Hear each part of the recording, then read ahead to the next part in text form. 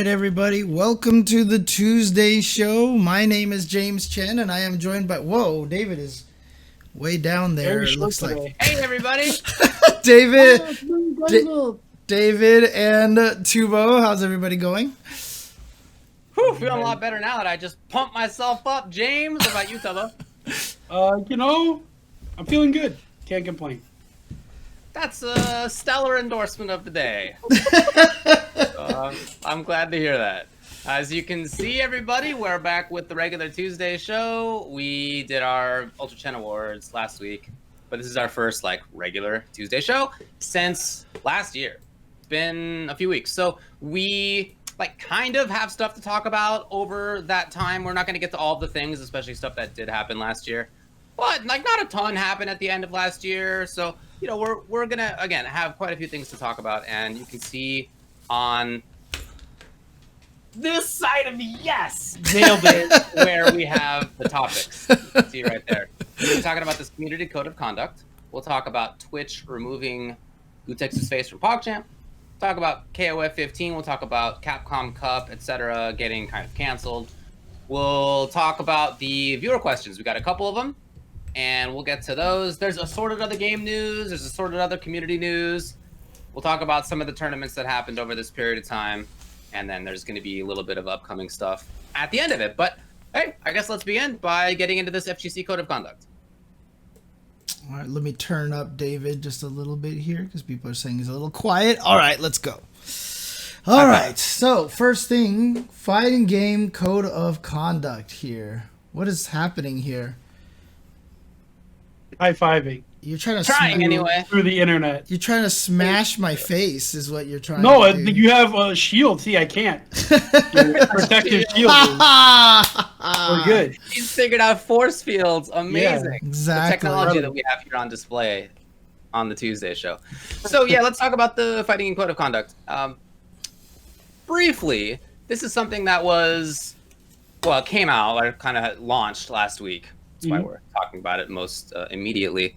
And it launched, we'll talk about the reactions, but first, this is something that we've been talking about, right? We sort of have had brief conversations here and there ever since the terrible news came out over the summer. Yes. Of all of the bad actions, abuse of various kinds that we found out about, that had been going on for so long, that was more widespread than I think many of us would have guessed. That's a good way to put it.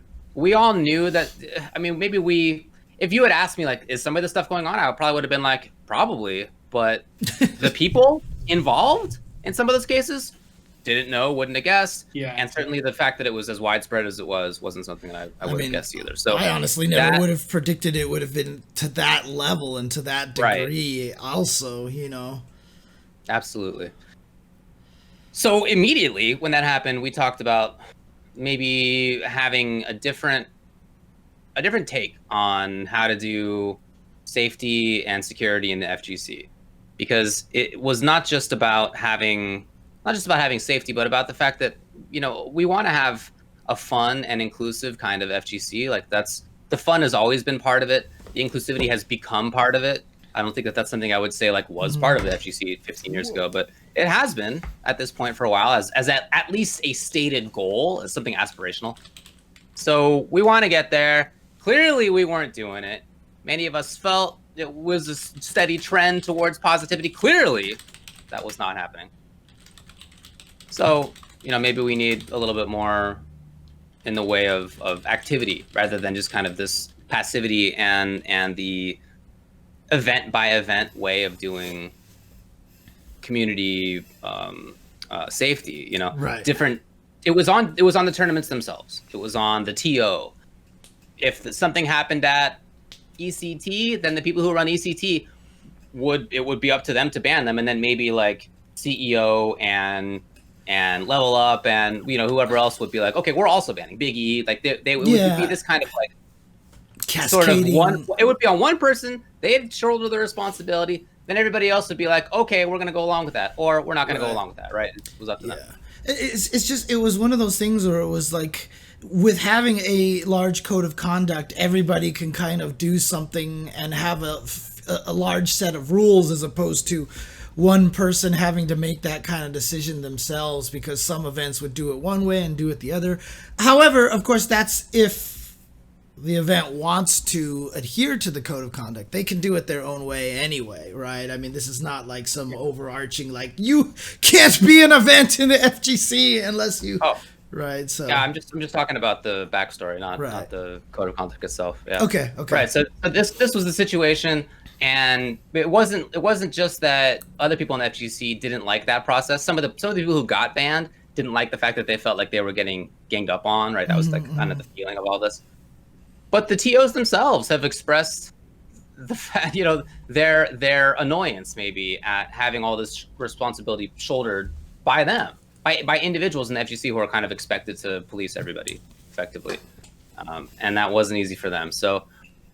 Over the past half year, I've been involved in developing the code of conduct. Many other people have too. It's been a big community effort. At first, there was kind of a public call for people to get involved, to join a certain Discord. People sort of invited other folks in, and also just like put out on Twitter and Facebook and stuff like, we have a Discord, come join, like help us do this thing. And hundreds of people did. Hundreds of people joined that Discord. And, as always happens, some people stick around, put a lot of effort in. Some people have other things going on. So it wasn't like, in the end, hundreds of people were actively engaged, but like they would pop in now and then.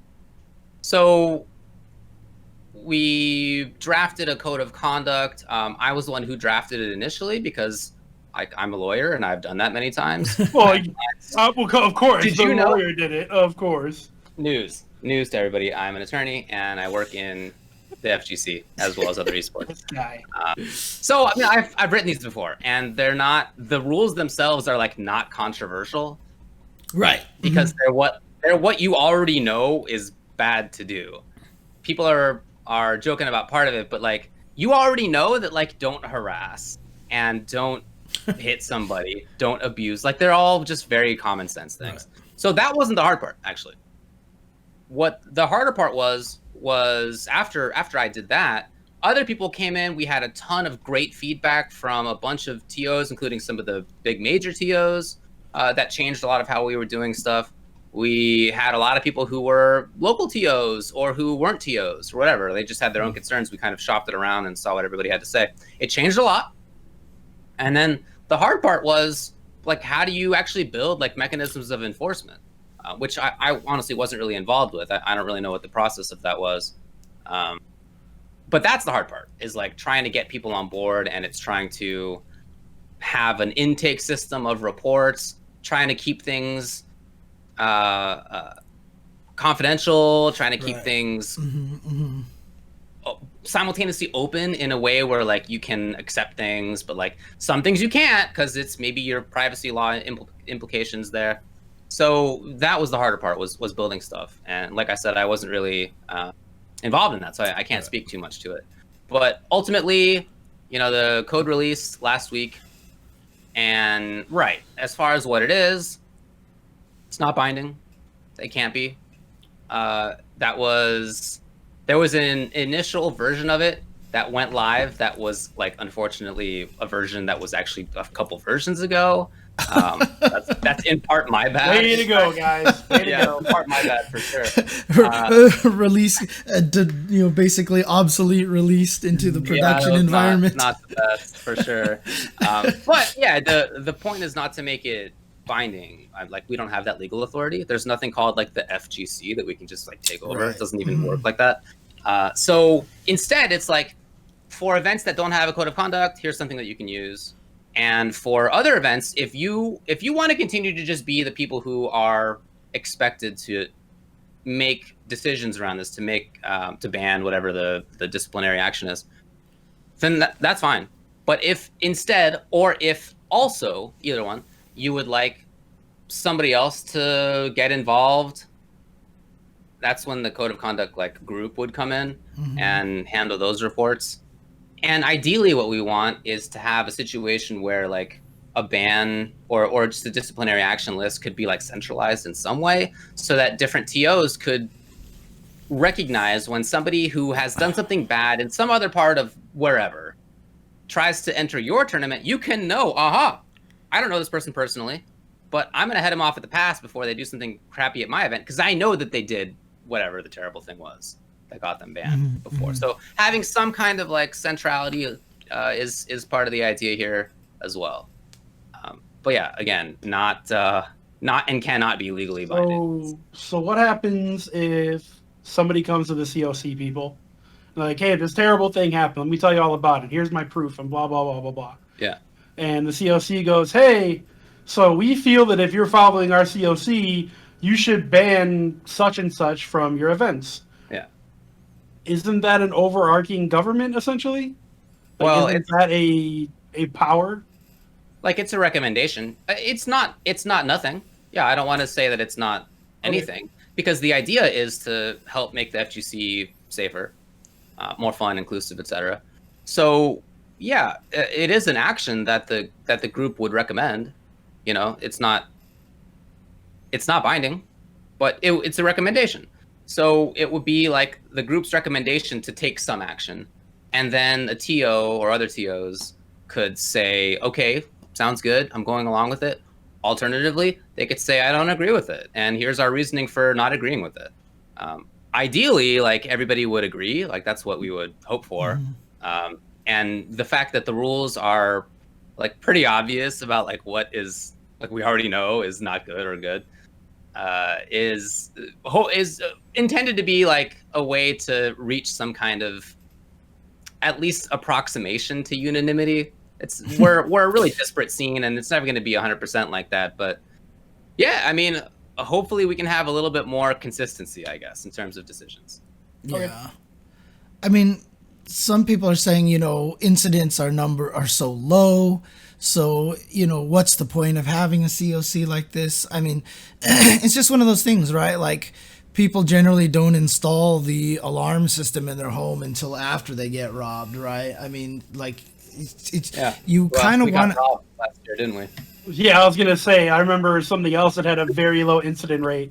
We got and robbed. Now it overcame the entire planet essentially. So yeah, I mean, in the FGC, there were reports of many robbings. To continue the analogy, like that was 6 months ago. Exactly, and so the incidents weren't that low, right? Because it turned out that it was just going on all over the place. The other thing too is just by having it out there and established and worded, you know, there's no excuse for anybody to be like, well, I didn't know that this would be a, you know, kind of a thing, right? So, you know, they can always try to play dumb on certain things like that, and just having it out there. If the different groups decide to go along with it, you know, that just makes it so that there's more onus on the offender, basically. So yeah, the intention is to try to make things better in the FGC. I don't know what the end result of this will be, but that's the intention in any case.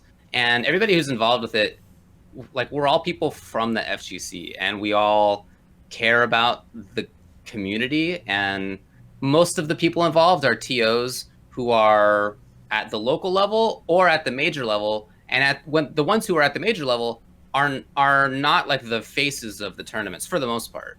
They're people who are high up involved, but like, you might not know them if you don't know them personally, or if you haven't been to those tournaments themselves. You might, you know. So they're people who are not like out there to be the big power hungry, you know, people who are trying to grab the spotlight like that. They have been around for a while and are not doing that. That's just not the case. So I mean, again, the idea is just to help make the FGC a little bit safer, a little bit more fun for more people, and yeah, hopefully it works. We'll see. You know, one of the things that people have been saying, you know, is like, can we get more information on the people involved? Because you look at a lot of the names, you don't know who they are. Is there talks about, you know, putting down like, this person has done this, almost kind of like a mini bio for all the people? Yeah, they're currently putting that together. Okay. Yeah. And then also, you know, some of the major critiques of this is that, you know, it's very US centric, and then some people go as far as to even say that this feels like it's a West Coast thing, that there's no East Coast kind of influence in here, that no one from the East Coast is providing any feedback on this thing. I mean, what's the situation with that? Well, as far as that goes, actually, I would say most of the most important feedback that we got on the code of conduct itself was from East Coast TOs. Okay. Like the major East Coast TOs. They are not like signed on to it for other reasons. Other reasons meaning like they have their own rules already, or the legal situation in their states is a little bit different, or they already have like contracts with other groups who are doing similar stuff. So they're not like listed there, but they were definitely involved. Okay. And as far as the fact that it's US based, yeah, I mean, that's true. Different laws in different countries, and there's just a limit to like what you can do in terms of making something that comports with laws in every country. Privacy is something that varies a lot, for example. Not just in countries, but in the US, in states. So it's like already kind of onerous to try to arrange it in a way that doesn't implicate privacy law in any of the states. But, you know, we handle it very differently than other countries do. And so the, you know, the rules, the like, don't harass, etc., don't show up not having taken a shower. Like everybody in the world knows that these are things you shouldn't do. So the like list of violations is fine. It's gonna be able to apply. But the whole like structure, like I said, the hard stuff about like trying to create something like this, that's gonna be tougher to do elsewhere. Right. I think it'd be great if there were different people in different countries who adapted this to their own local laws. But part of the reason that we didn't just say this is the United States FGCOC was that some of the people who are most heavily involved are not from the US. There are people from the UK and the EU and from the Bahamas and from South America who have been really important in designing this stuff. New Zealand. So they're all over the place themselves. And they didn't want it to be, they didn't want like their efforts to not have fruit. They felt, and I think this makes sense, that if it were called something like the US FGCOC, that they would be actively leaving themselves out of something that basically that they were making as well. Interesting. Okay. So, you know, that's the reason for it. But yeah, as far as some of the rules involved, some of the structures, I think I should say, yeah, that's probably going to be a country by country thing, and I'd love to see that expanded more. Okay. All right. Well. But yeah, look, that's how it is. Obviously, some of the reactions have been, well, kind of what we expected, I guess, to be honest. Some people are cool with it. Like, here's my thing, man. We'll talk with ElvenShadow about it. He's cool with it. A lot of other people are cool with it, but haven't signed on yet. And then some people are not cool with it. That's exactly the kind of like run of the thing. You keep talking about making the FGC better, our safety. But what's safety? That's someone watching over you, right? Who's watching over the COC people, David? Frankly, I'm sick of this. I'm starting an FGC coup 2 because there already was one and it failed. This is the second attempt. Chad, who is with me, we're not going to stand up to this tyranny anymore. If I want to go use gamer words at tournaments, I want to go use gamer words at tournaments, okay? I mean, no, it's a good thing. It's a good thing that this is happening. So, I mean, one of the main questions, obviously, as well, is, you know, the Smash COC. So they had a code of conduct. They had a whole group for that. The people on the code of conduct were continually harassed. They were stressed out, frustrated, and in fact, it just recently shut down because they just were sick and tired of dealing with that. Are there any concerns that might happen here? Are there anything set up to try to prevent that from happening or anything? Of course, we're worried about it. I don't want to overstate like my role. I basically wrote this draft and then I'm advising on some of the structures, but like all the governance is other people. You know, all the decision making stuff. I'm not involved in any of that. Right. So Yeah, I mean, of course they're worried about it. Definitely. That was recent that the Smash COC shut down, and everybody involved in this kind of saw how that went and nevertheless signed up for it, which is encouraging, right? Like they all like knew how it was going and they were like, I still would like to be involved. So Yeah. that might be good. Is that something that is sustainable? I'm not sure. And then this, again, like this week since it's been launched, the reaction, again, has run from like, this sounds good to okay, but needs changes to I'm not into it to like horrendous racism as the response. It's the whole breadth of options really. Right. And that's what we thought. Nobody had any illusions that it would be all good, especially in the scene that's as decentralized as ours. Yeah. But yeah, I mean, hopefully they stick together and hopefully it works out, and it's gonna be tough, I'm sure. Cool. Sweet. Code of conduct. We did it. You did it. I didn't do anything. You did it. Well, we'll see. We'll see. Again, it has just been launched. Like some tournaments have signed on. I don't know. I guess we'll see. By the way, not just tournaments. The intention is so that if somebody runs a Discord server and they want to have some kind of larger action, then they could also be using this. If they don't have a code of conduct for themselves already written up, they could use this. Like that's the idea. But yeah. Again, we'll see.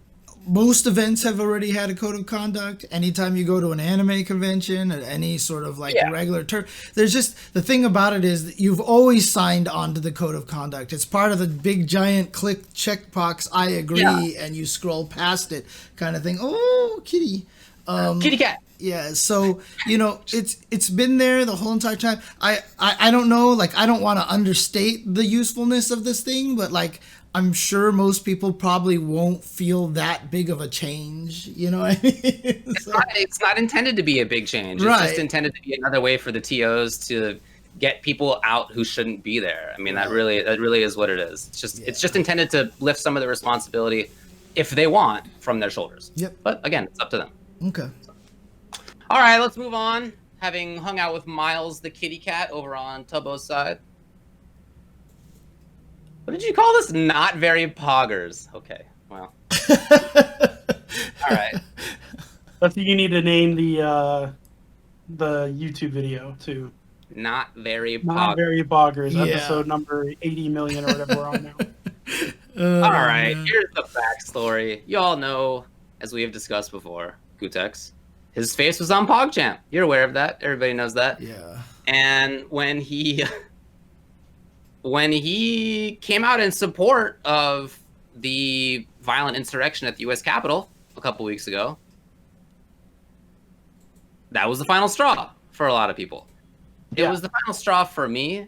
I had unfollowed him a while back when he began spouting weird conspiracy stuff about COVID. I didn't want to see that. But I don't know. Some part of me was like, maybe it'll be okay. I don't know. Yeah, I mean, I was the same way, dude. I was in denial with you. Don't feel bad. I know a lot of people were. And then when he did that, yeah, I finally blocked him, and I know a lot of other people did, and Twitch also saw what was going on, and Twitch didn't want the face of that person on their website anymore. Right. He has been there for a long time as PogChamp. That's the start, basically. Yeah, right? Yeah, I mean, it was one of the original Twitch became a thing. Yeah, totally.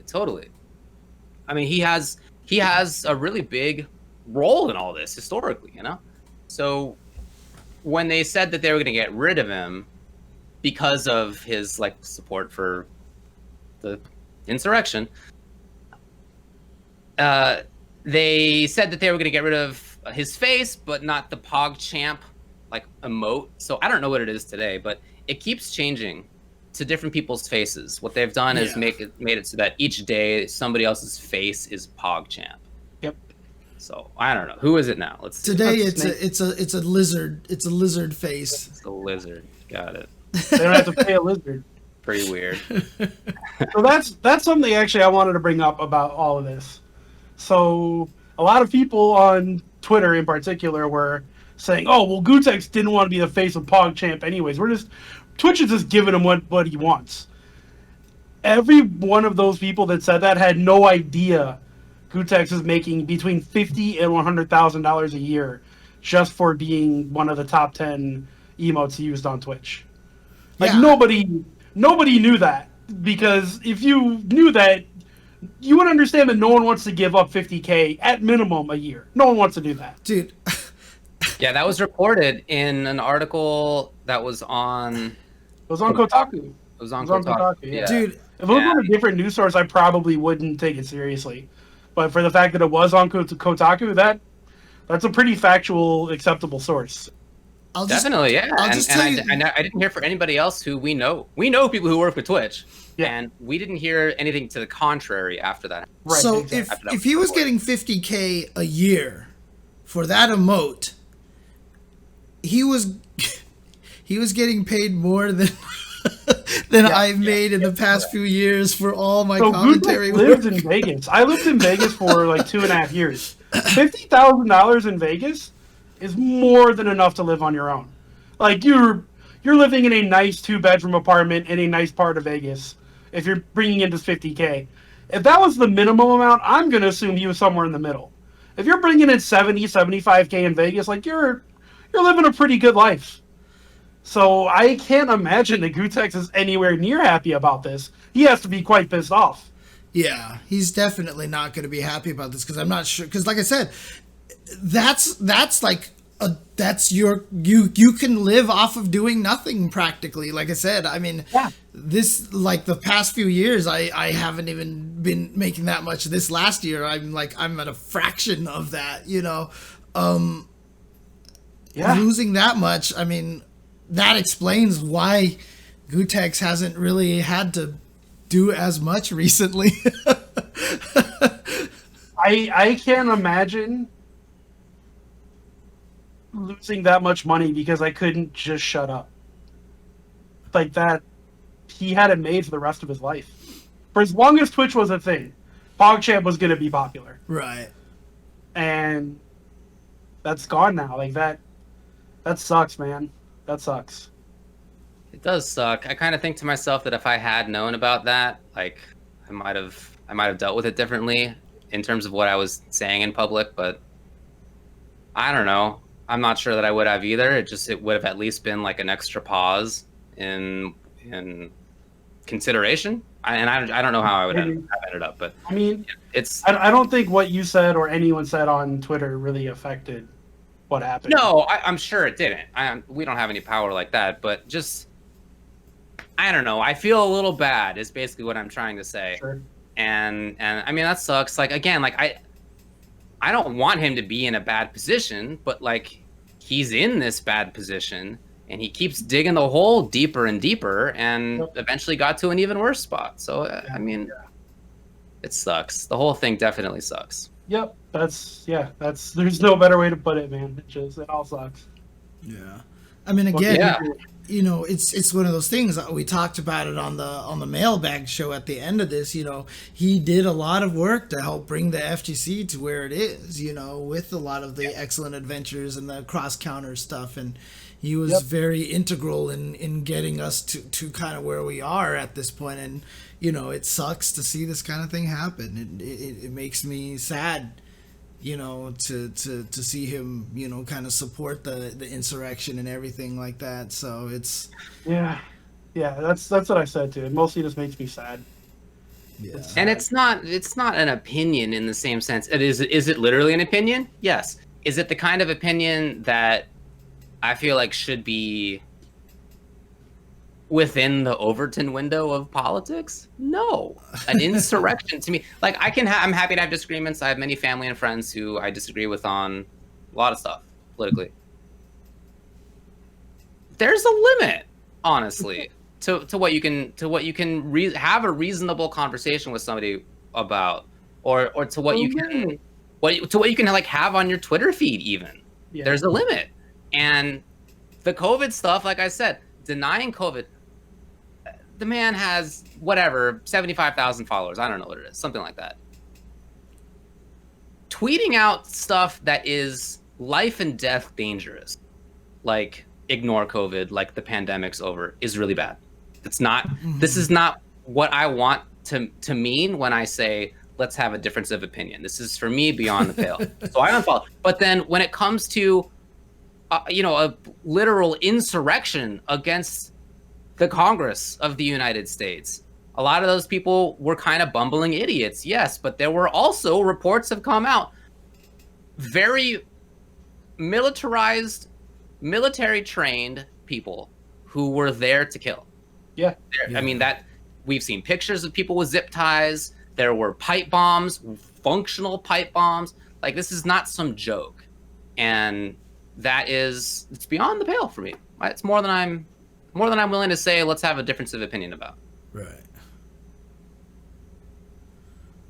Unfortunately, well, so as a result, then, obviously Twitch has taken down the emote and yeah, flex cuffs, not zip ties. You know what I mean? What I mean? Yeah.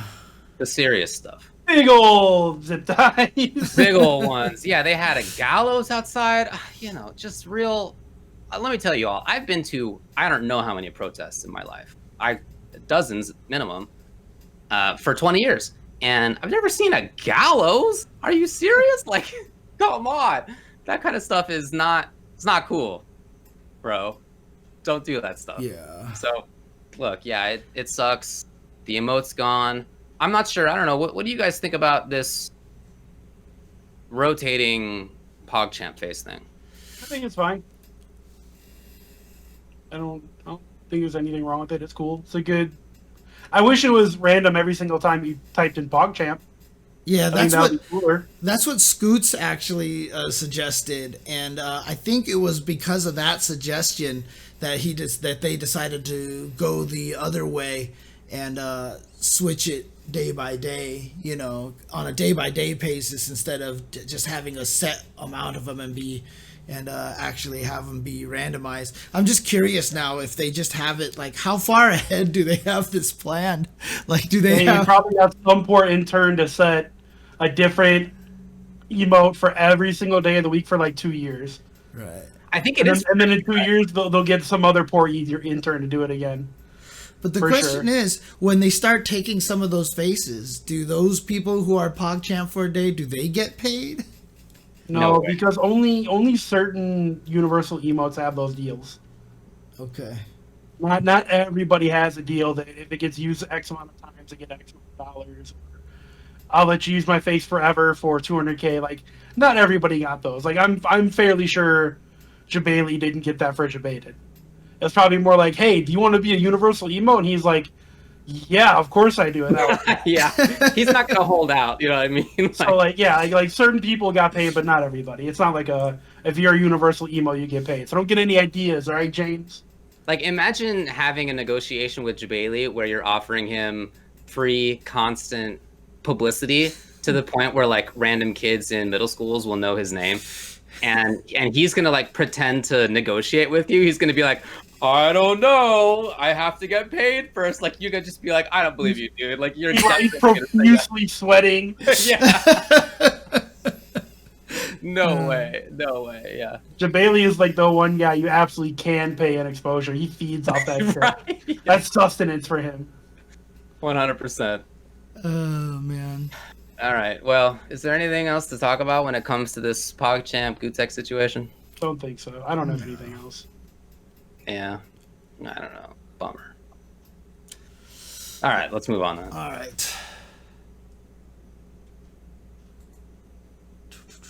All right. So, late last year, the SNK team came out with a bunch of news and said that they were going to reveal information about King of Fighters 15 as well as new characters in Samurai Showdown early in January. And that definitely took place before our awards show. And then, so they came out with that and revealed a bunch of information. And then they said, we'll be back next week with something more. And then the next week, they revealed the Shune trailer, the Shune character trailer for King of Fighters 15. So The first week, what they revealed was, I mean, we finally got to see KOF 15 at all, ever, because a lot of people were concerned about about how the graphics are going to be after 14, because obviously a lot of people were disappointed in the way 14 looked. And as I said, they also revealed some of the new characters that are going to be in Samurai Showdown. Unfortunately, they didn't really reveal that much more. Like, they talked about, for example, the King of Fighters 14 bundle pack and all this stuff, but in the King of Fighters 15 trailer, they didn't really talk about anything like netcode or any of that effects. But what do you guys think so far of the trailer? Look, what did you say? Said Well, it was maybe the worst character trailer I've ever seen. What about that? Maybe it was the worst. Wait, are you talking about the original trailer or the latest one? I'm talking about the Shunei trailer. Yeah. What about the first trailer first, though? We haven't talked about the first trailer. Okay, let's talk about the first trailer first. Sure. Yeah, I thought that it looked better. The graphics are better than 14. Cool. That's what I was hoping for. I didn't have any expectations that it would look fantastic. They're not gonna. I mean, I've read that the KOF 13 development was really expensive and hard to expect that to come back. That art style is super great. It's one of the, in my view, all-time prettiest fighting games. Amazing looking. It wasn't going to be that, and I think we all knew that. So all I wanted was for it to be better. But I don't require it to be great looking. Graphics have become more important to me in my old age, but it's still less important to me than anything else. And if a game is beautiful, that's cool. But I feel like, honestly, many of my favorite fighting games have not been what I would say are beautiful. They're just good games that I enjoy. So It's not a requirement. So for me, seeing the graphics, I was like, okay, they're better. They're not great. It's middle of the road. We'll probably talk about this on the Tuesday show, but then after that, I probably just won't talk about it again because it's not remarkable as being good and not remarkable as being terrible. I don't know. What did you guys think? I think that trailer was SNK doing what SNK has been doing, I don't know, the past, 5, 6, 7 years. Just completely disappointing. Just absolutely. I can't believe that they made us wait 3 goddamn years to get 40 seconds of story mode trailer time. What the hell was that? How do you make people wait 3 years to give them 40 seconds of not even gameplay? There was 0 gameplay in there besides the end of some supers. Yeah. It was so frustrating. And then they go, oh, KOF 98 and 2002 and rollback and rollback, and you can buy KOF 14 again. No rollback on that. And then the trailer goes to Sam Showdown. No mention of multiplayer online fixes. No mention of netcode.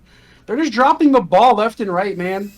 All they had to do at the end of the trailer was go, oh, by the way, KOF 15 will be on rollback netcode. Boom, drop mic. Everybody loses their mind. Oh, it's going to be sick. They didn't do it. You know why? Because the game's not going to have rollback. That's why. Because they're purposely making a decision, I think. Obviously, I don't have any inside info. I don't know. But it looks like, to me, they're making the decision to not have their game on rollback once again. So, basically, right now, I'm just kick rocks, SNK. You guys suck. And, you're somebody who really liked Sam Show, the game. I did. The gameplay. I really miss it. I almost turned it on yesterday because I really miss it and I really want to play it, but I can't support it. They don't care about us, so why should I give them another player on their game? Yeah, I mean, I'm not convinced that they don't have rollback. I mean, I feel like that's kind of one of the reasons why maybe the game has been delayed for 3 years. Maybe, that we haven't gotten any information, that they've been trying to work on that. Because the weirdest thing about the trailer is when they revealed the King of Fighters, what was it, UM 2002, and they're saying enjoy the awesome rollback netcode and to keep you excited up until the release of KOF 15. I don't know. if KOF 15 doesn't have rollback, I can't even imagine them putting that line in their trailer. No, that's a problem, James. I can imagine them doing that. I can imagine them doing that. Matter of fact, I think they're doing that. So, prove me wrong, SNK, please. You're looking at the character select screen in Sam's show and having to scroll down to a different page and being like, they'll do anything. Yep. Yeah, I don't know. I mean, I enjoyed looking at the trailer. Like I said, I thought it was the first trailer. You know, initially when I looked at it, obviously I thought the graphics were a lot better. I like the artistic style that they've gone to. You could tell that they've learned a lot from Samurai Showdown. What's interesting though is that, you know, that trailer had like some of the story mode stuff, some of the endings to the supers, like you said, but I like what I saw. I like the way that the animation, I was breaking the trailer down on stream. And one of the things about 14 that bothered me a lot is that a lot of the motions in 14 don't feel like they have any weight involved in them. You know what I mean? Like when they move, everything's just kind of flat. I couldn't quite put my finger on it, but that's kind of what I realized what my biggest problem with King of Fighters 14 animation was. When you looked at like a lot of the animations, like including in the cutscenes and everything like that they were showing, you could kind of feel this weight behind everything, and it was something that I really liked. Unfortunately, the next trailer kind of reverted that a little bit because the animations looked exactly the same as they did from 14, and so there was a little bit of that floatiness again. But you know, overall, in general, that first trailer, you know, there was a lot of little cute little throwbacks to the SNK world that I was really kind of happy about and everything. But you know, for the most part, you saw it and you're like, okay, there's got to be more. And then they said, next week we're going to come out with another trailer. And you're like, okay, all right. Now we're going to get more information next week. And then the next... James, you were like, okay, all right, we're going to get more info. I was like, we're going to get a 40-second trailer that's terribly cut and nothing but special moves. And that's exactly what we got. Yeah. You and some other SNK people were like, we're going to get more info. We're going to learn about the game. I knew better. I knew what to expect. I don't want to be right about this shit. Like, I do not want to be right. But so far, SNK is, like, nailing my expectations of the KOF 15. Yeah. And they are not high. They are not high at all. The worst thing about it, too, is they have that line, shatter all expectations. They're doing it one way or the next. Dude, like, that was the same slogan as the Mortal Kombat 2 movie. It was destroy all expectations was their tagline of the Mortal Kombat 2 movie. And the Mortal Kombat 2 movie, yes, you definitely wanted to destroy all expectations going into that movie because it was basically terrible. And so when they first revealed that their tagline was shatter all expectations, that's the only thing that I thought of was like, oh no. Oh no, you're setting yourself up. James Chen says KOF 15 is the Mortal Kombat 2, the movie of the FGC. Well, tagline-wise. Which of the main characters in KOF 15 is going to randomly die like 5 minutes into the game? Hey, you know what? They said off for no reason right away. They said that Shune is now the new protagonist of the game, so maybe he's the one that'll just get stepped on 5 minutes into the game, and then it's over. Kyo's gonna get stepped on, and then Shune's like, "I'm the main guy." Oh, there you go, there you go. Yeah. Oh man, what a movie. Yeah, look, I mean, historically, like, I haven't necessarily been a big SNK guy. I don't feel like I've had any antipathy towards it, but like the scene that I lived in didn't really play those games, and that was basically it. But 13's beautiful, nothing to say otherwise. So I'm open to like playing a KOF game, but I'm not super into it. Again, I'm not opposed to it. I'll certainly give it a try when it comes out. But it, you know, especially when we talk about, we haven't even talked about this as the timer has run out. It was the worst character trailer I've ever seen. Yeah. The only ones that are in contention are some of the Dragon Ball Fighters ones where they're like also almost entirely without info, but like. It's a close battle. It's a close battle, I would say. At least those Dragon Ball ones are cut well. At least the editing is good. Fair enough. Yep. Yeah. It was jarring in this trailer. Like, it was hard to watch. some of the moves, yeah, I had to slow it down. I had to play it on like half speed just to get an idea of like what some of these things are. One of the things turned out to be a throw. Like I thought the character was just in the sky. I thought Shunai was just like up in the sky. For what I thought he was jumping.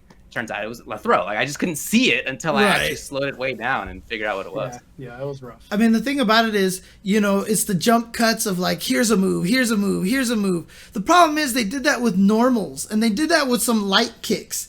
And light kicks are like 12 frames. You know? So literally it's like, light kick, oh, jump kick, oh, and you just couldn't see anything. I don't, I mean, as a person who has done a lot of video editing before, it was painful to watch, to say the least, just to see.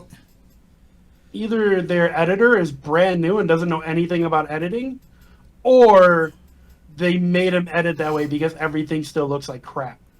Those are only two choices. So hopefully it's because the editor sucks, not because the game just looks that bad and they needed jump cuts like that to make it look tolerable. Yeah, I mean, that's the thing that concerns me. Now, obviously, so, you know, one of the things about KOF that's different about all other fighting games is that it comes out with a lot more characters than most fighting games, right? Because it's a 3v3, and though team games like that, they try to add as many characters as they can. KOF has always started with a pretty robust roster at launch. I didn't expect them to go and redo all the characters to some crazy degree and make them all look that much better and everything like that.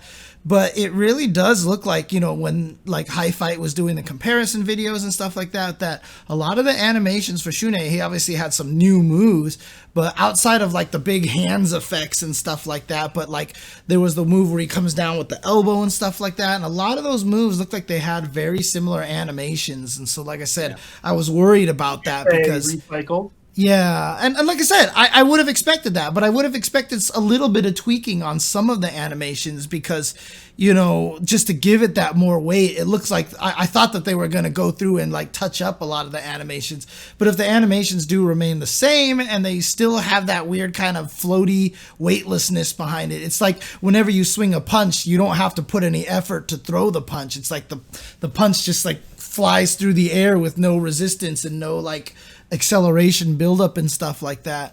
I mean, if it is like that again, I mean, that it will still have that kind of, you know, weird look to it that I think they needed to touch up a lot of. So I'm willing to be like a little bit cool about this just because I know COVID's so bad. I know in Japan it's bad too. So when it comes to things like the marketing being weird, the cancellation of like announcement originally, right? That kind of stuff. And then having a weirdly edited trailer.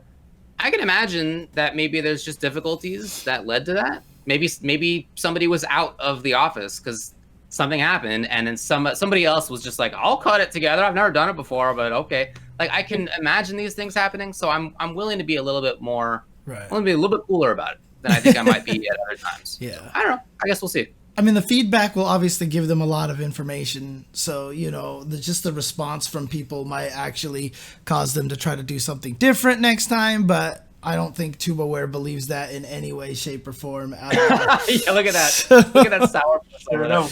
No doubt about it. Now, I did start the timer again because also they revealed some Samurai Showdown news as well.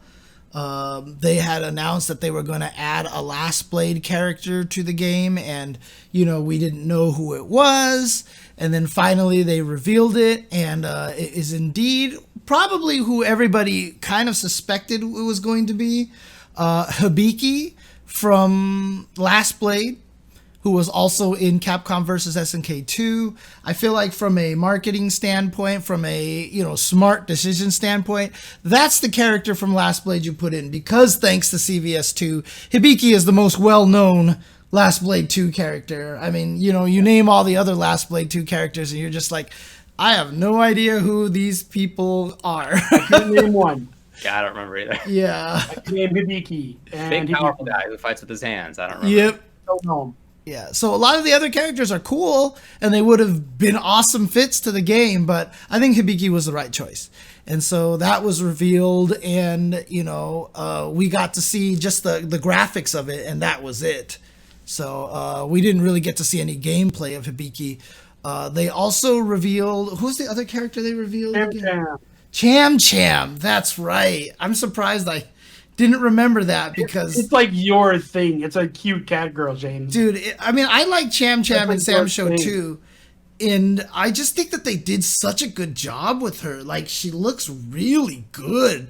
The way that she was animated and stuff. And that was another thing that made me excited about KOF 15. Because I was like, oh, look at the way that she's animated and everything like that. And it's just like, it's really, really well done.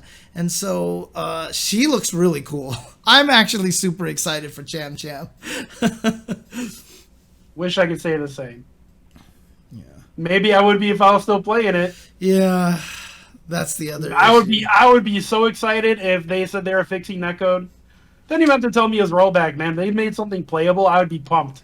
I'd be over the moon. But I can't get excited for it when I know they don't care.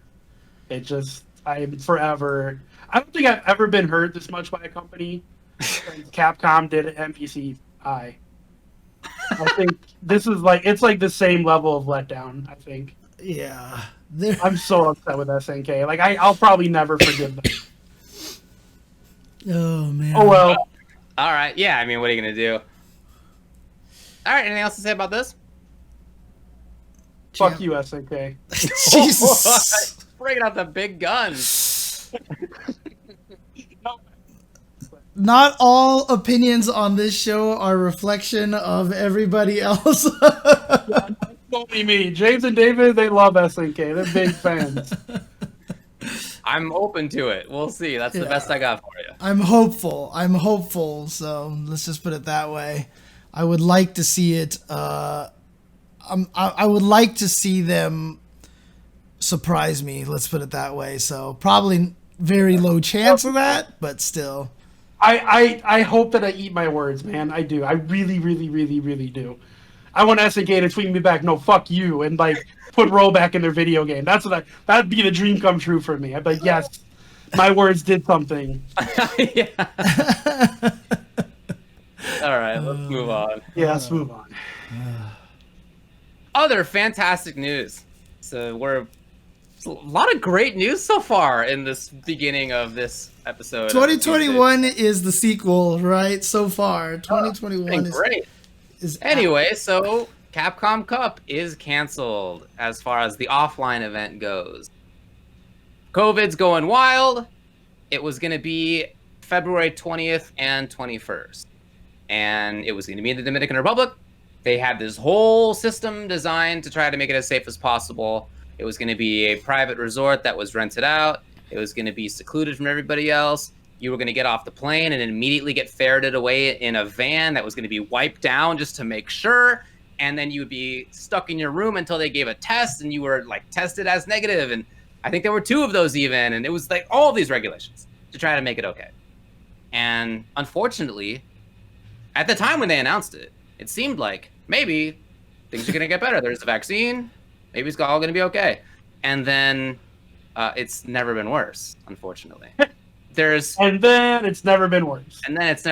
Now, there is the vaccine, and so, like, we can eventually imagine that there will be a world at some point in the unknown future where we'll be okay. But it's not in February. That's for sure. So they canceled it, and I think that's the right call. Yeah, but I mean, just as a quick little FYI to people as well, just if you get a vaccine, don't think it's like, vaccine! And then you could run around and party and everything like that. I mean, one, you have to get like 2 doses in between. You could still catch it. There's a lot of people who have gotten a vaccine and think that they're immune now and they just run around wherever. Even after you get the second vaccine, you got to still keep wearing the masks. You still got to be careful. You can still transmit it. Like, please. Well, you may be able to transmit it. It's unclear to be right. And we don't like. We have to stay being careful. We have to stay being diligent.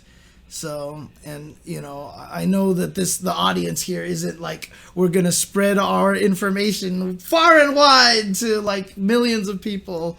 But I mean, just for the little groups here that do watch this, you know, please continue to take it seriously, even as the vaccine finally gets out there, which the vaccine rate right now has been abysmal in the States. So Yeah, New York's about to run out. Congratulations, everybody. yeah. My parents did get it. They're both in the healthcare industry, so they were like on the front lines to get it. And so my dad is now fully vaccinated. He's had both. My mom's had one. She's about to get the second in a few days.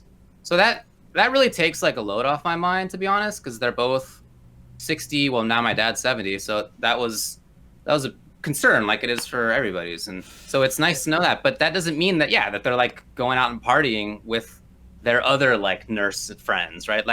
They're still wearing a mask. My wife and I still haven't been out to see them, even though they've had the vaccine, because we don't know whether they're going to be able to transmit. So anyway, this is not the end of stuff.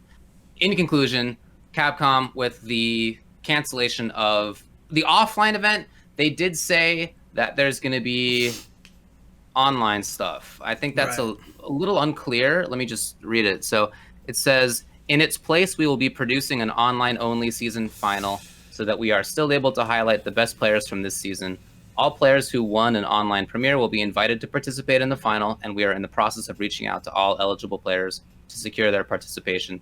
Details on the revised format will be available on CapcomProTour.com in the next few weeks. And this is just 4 days ago that they put this out. So we don't know exactly what it is, but there is going to be something. It's not completely canceled. It's just it can't happen offline. I hope they don't try to run international online sets. Right. I was just about to say. It's not going to work out for them, man. You know what's going to happen? Oh, man. I just picture it right now. Capcom's going to be like, all right, we're going to try to run this stuff internationally. Does anybody have Altamore's email address? What if they can roll it back like internally and just distribute like a secret version of PCSF5? We'll be like, this is Altamore, just you got to install this hack though. You got to install the Altamore hack, but here's the old version of PCSF5 so that we can make this work. Oh man! One of my favorite things about the way that they ran Capcom Pro Tour online in 2020 was that it was so worldwide. Right. It was the first time that it wasn't primarily like East Asia plus North America and then stragglers, which is kind of how it's been in the past. This was instead really international. Only 2 from Japan, 2 from North America. You had people from South America and from the Caribbean and all over almost. So this is the most geographically spread out year that they've ever had. And also they're going to try to do this online thing. Yeah, I don't know. I'm with you guys. A regular online tournament's not going to cut it. You got a player in Australia. You got somebody in Norway. I don't know if you can get farther away on the planet than those two things. But it's just not going to cut it. Yeah, they're going to have to bring in other players from these players' regions and run exhibitions or something. There's no way that... Yeah. I mean, honestly, what they could do is just kind of set it up to be like, regionally-ish, like the person from Australia will only fight the players from China and Japan, and then as it whittles down. But I think the reason why we have no details is because they're frantically sitting in the meeting room right now going, how the heck are we going to do this? They're going, damn, we should have fixed our netcode a couple years ago. You mean we should have used the fix that somebody else already... Again, obviously the Altamore's patch probably could have come with some other bugs. I'm not going to sit there and pretend it was perfect, but it was pretty damn good from what we were able to see. I mean, it did cause some matches to have that weird slowdown that we've experienced before with the Altamore patch and such. But, like I said, it was definitely pretty good. It was definitely something it was a great starting point. And maybe it was. Maybe Capcom did use it as a starting point. The whole thing is like, I just wish that they would talk about it a little bit more, That's all. Yeah, I mean, like you said, they probably don't even have, or at least at the time, didn't have a real plan. Right. They've got to be working that out.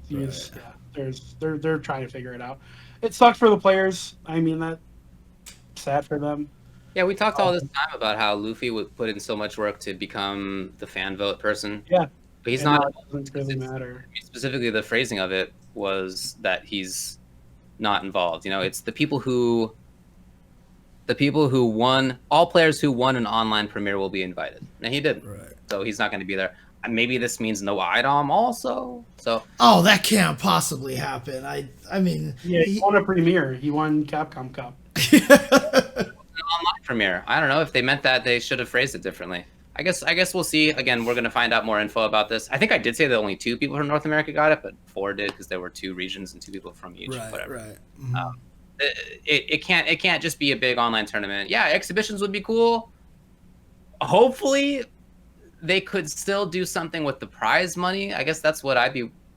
It would be like there was gonna be a lot of money on the line. Put it towards next year's Capcom Cup. Double the prize pot. Players, dude, just dole it out. Thanks for being part of the exhibition. Here's your cut of whatever the percentage. Right. But then what about people like Luffy who should technically be there? Like that sucks. You get screwed for sure. Yeah, I don't know why it says all. Why did you put it towards Street Fighter 6 netcode? Oh man, I bet you every player would be like, "Yeah, we're cool with that." Right.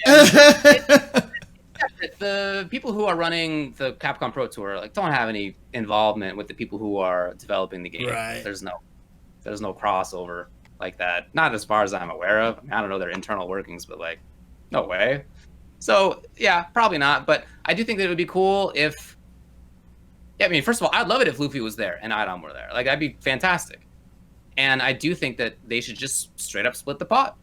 Just give it to people for participating in the exhibition. Right. Right? I mean, why not? You already have that money earmarked for this. I don't know. That's what I would want. Yeah, I mean, look, we all knew this year was going to be rough. We all knew that it was going to be disruptive and we were going to lose, streaks and everything like that. So sure, we might not get if we get a Capcom Cup champion, it'll be an asterisk kind of year, and that's really unfortunate. But like I said, I just don't think that there was anything we could do about it. This is the right choice. This is the safer thing to do. Like I said, we all have to be very careful. And so, Capcom canceling this, I'm not even mad at them. You know what I mean? Like, I can't even be mad at them for canceling the event. They did the right thing. So, it's just going to be interesting to see what happens from this point forward. And, if we can just get to a point where we can actually start having these events again. But, even halfway through 2020, at that point, halfway through 2020, I was like, look, we can't expect to get, I wouldn't even expect us to get events back in 2021. Like, it was like mid 2020, I was like, I don't see it happening, not with the way that this country is responding to the virus and everything. So, and here we are, we're in a position where we're going to lose a second year to COVID. And I just we have to get used to this for a little bit until some miracle happens that things start to look better. So, well, I think we're all used to it. Like this wasn't used to anybody really. Yeah. In fact, this is the same day that the DMC 3v3, the Killer Instinct event's going to happen. We'll talk about this later, but that was supposed to be the same. That is the same weekend that Capcom Cup was supposed to be, and I didn't know if I was going to commentate Capcom Cup or what was going to happen with that. But I was drafted in the 3v3 by this fella over here, Tubbleware, is the team captain, and I was like, I don't know if I'll be able to play. You shouldn't pick me. And he was like, nah, your Capcom Cup's canceled for sure. like a month ago. He was canceled, dude. Come on, man. Yeah. And you noticed how it wasn't a surprise. And you notice how David said that he was drafted by Tubo, but Tubo didn't ask me, so he has no confidence in my fighting game play. That's just you weren't in the draft. You weren't one of the players that were playing. I couldn't pick you. Sure. That's like me getting mad at the Chicago Bulls because they didn't even consider me. Like, bro, your name wasn't even in the list. I mean, that was funny because Devil May Care said that I could be. He asked me if I wanted to be in, and I said sure, and it just didn't happen. So. Gee, see, that's the MC's fault. You gotta get mad at me. I would have picked you. We would have just been UTTV. Would have been fine. Absolved. Our team is actually U-Free TV. Yeah. So. That's the team name. Is that your name on the team? That's our team name, yeah. Who's the honorable other member of the team? The Kill Sage. Oh, nice. Okay. Yeah, he was my last pick. Okay. Well, as far as this goes, we'll again find out more information, I guess, in just the next few weeks. But like we were saying, no surprise. the right thing to do. I also just wanted to briefly say that this wasn't the only thing that was canceled, or the offline version of it, which was canceled. The Street Fighter League Pro JP was also supposed to have taken place offline. That's January 30th. And it's going to be online only instead. That's a little bit more practical for them because it is Japan only, and that's okay. Like, they have, is it ideal? Obviously not, but it's much better than it would be if we're going to try to have a worldwide tournament. So I think that's cool. It seems like the right choice. Japan is in a state of emergency as well. So sure. Again, not a big surprise. It's the right choice. Bummer, but yeah, this is how things are. Mm-hmm. Okay. Cool. All right. Not cool, but Cool. Again, last time, like, I don't even think about COVID stuff anymore. That is to say, like, in terms of my decision making, I don't think I want to go out to the bars, but I can't because of COVID. The first part of that's not even in my brain anymore. I don't even think to myself, I'd like to go to a restaurant tonight. No, we haven't even had that conversation. And I don't know, man. I miss a lot of food that I won't get delivered. So missing it is a different thing. Like, if somebody's like, hey man, remember that time we went out to the bar or whatever, I'd be like, yeah, it was a lot of fun. I miss doing that. But in my day-to-day decision making, I don't think to myself, I mean, bar? Oh, but COVID. Like, I'm way past it. I mean, I remember seeing someone talk about this on Twitter where they were just like, oh, why does it feel like nobody talks about this more, about this thing and that kind of thing? And I brought up in response what you had talked about before, David, actually, because you were the one who brought up for the pandemic in the 20s, in 1920s, whenever that was. When was that again? 18. Yeah, so how, like, through the documented history, like, you don't see people talk about it as much later on because it just became a normal thing. And so you didn't mention the pandemic in every other sentence because it was just life at that point, Yeah, there weren't a lot of songs written about it. There wasn't a lot of books written about it. And that's exactly how we're dealing with it, isn't it? Like, there's the hit song's not like, COVID's out there. Like, nobody's singing about it. Right. It's just part of life, and you don't need to even mention it. So, anyway. All right. Man. Yeah. Are we going to take a break? Yes, let's take a break. I gotta pee. And when we come back, we are going to bring on Mr. ElvenShadow, the head TO of Frosty Faustings. So we are going to be talking about some Frosty Faustings right after this break. Stick around, guys. I think you mean Bozak. I don't know ElvenShadow. I only know Bozak. Okay, fair enough. I'm going to go pee. I'll be right back. Oops, they heard that on stream. Sorry. Not that David probably cares anyway, so...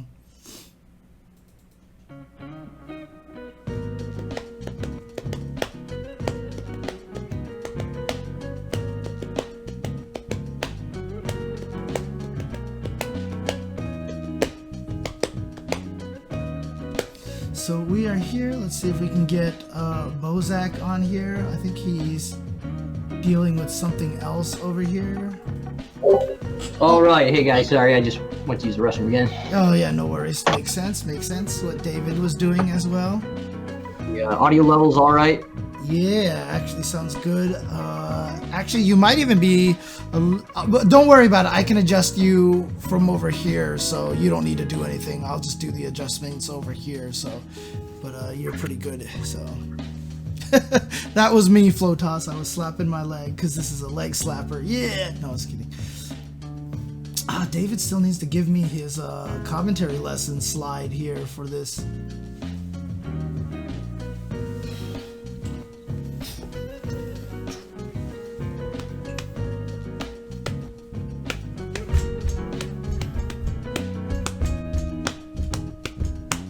You know, there was one point in time where we had like this electronic keyboard synthesizer kind of thing, and you know, we were all trying to write music all the time, and I was always like one of the more, like, me and my brother would write music, and I was always better at percussion. I don't know.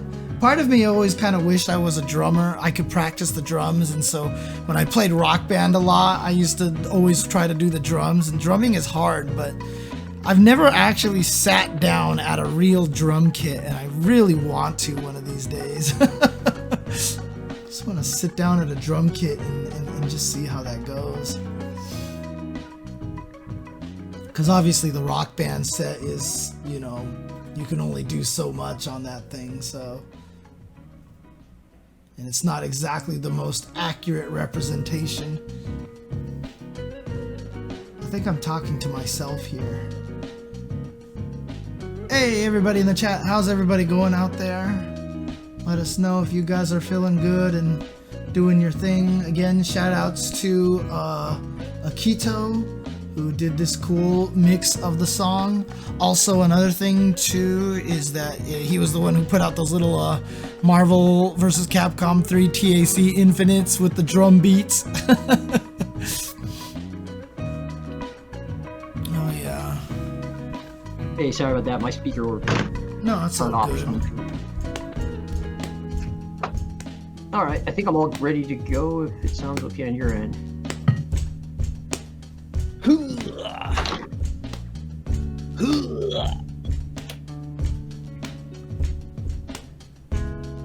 That's what I want, my lip. Wow. All right, I'm back. Yeah, the Rock Band drum set is pretty close. One of the cool things about the Rock Band thing is that there was the mode where you could actually free drum the songs, and so you could just play music and just like pick a kit and just kind of go and play along with it. I always wanted to sit down and experiment with that more, but always the hardest thing about the drum kit for Rock Band is that it's just big, it's there, and like where do you move it when you're not using it and all that. It was just kind of cumbersome, I guess. So probably not as cumbersome as a real drum kit, but you know. Anyways, we ready? Yep. All right, let's do this.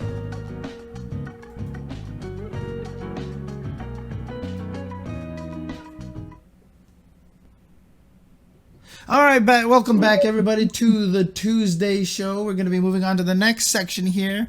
We've brought on a guest, of course, once again, Mr. Mike Bozak, a.k.a. ElvenShadow, the head TO of Frosty Faustings.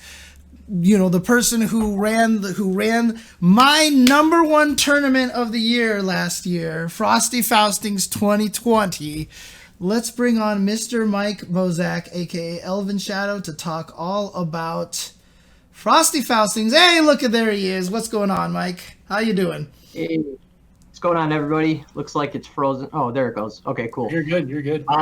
Yeah, I'm doing good. Thanks a lot for having me on, and also thank you for nominating Frosty for top 3 games tournaments of 2020. Like, it means a lot to us. I know there wasn't a lot of other events going on in the normal capacity, but it still means a lot to us. So thank you. Hey, look.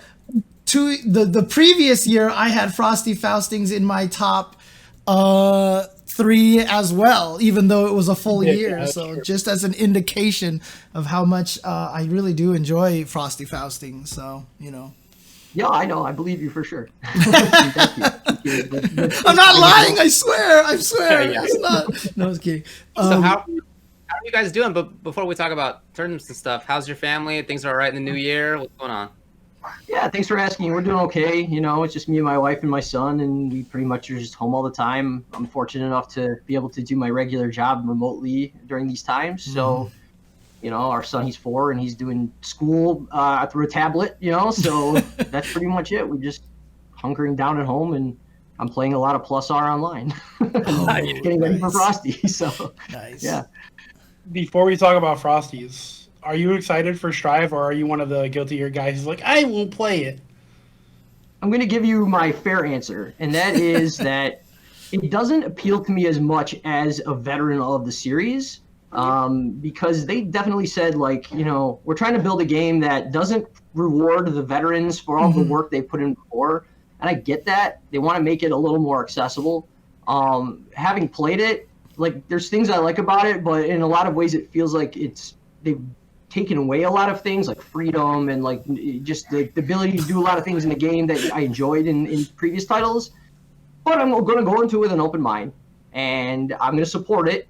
and I'm going to play all the Guilty Gears anyway. So I'm not going to drop Exert or Plus R. I'm going to keep playing those, and I'll play Strive 2, and we'll see how it goes. There's no sense in hating on it, and like we don't even know what it's going to be like when it's out yet.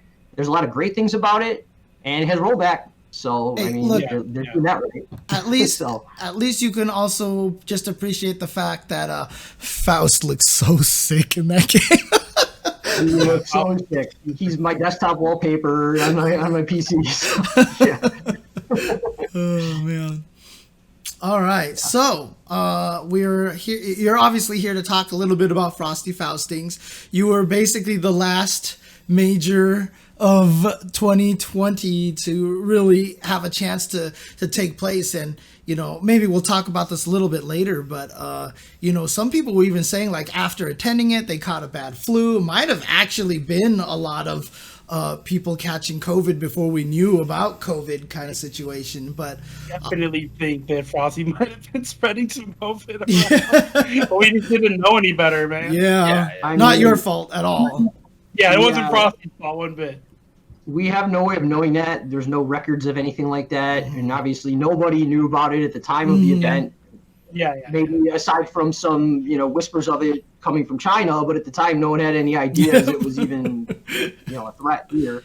Right. So yeah, I mean, I hope a lot of people didn't get sick after Frosty, and but obviously we know better now, not to. But, try well, and I mean, speak for a yeah. moment. So, transitioning from that, obviously 2021, you've decided to do what a lot of events have, and you have gone online now. So talk to me about, what the plans are for Frosty Faustings and what kind of challenges that you've been running into to make this work. Sure. Well, I mean, it kind of started out where, we weren't 100% sure what we wanted to do going into this time because everyone was so uncertain about what's going to happen with COVID. We thought, maybe, we were going to be the lucky event that dodged the bullet to get the event out right before COVID, and maybe we'll be one of the first events. But obviously, as time went on, it was quite obvious months and months and months ago that wasn't even going to be a possibility. Right.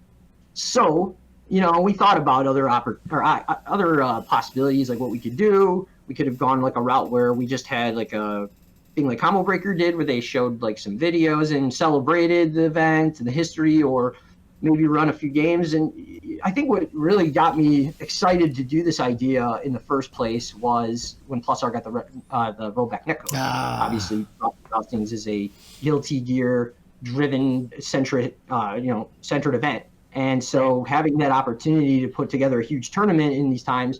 So that was obviously going to be the first part of it. And then we kind of weren't sure how big we wanted to make it right off the bat.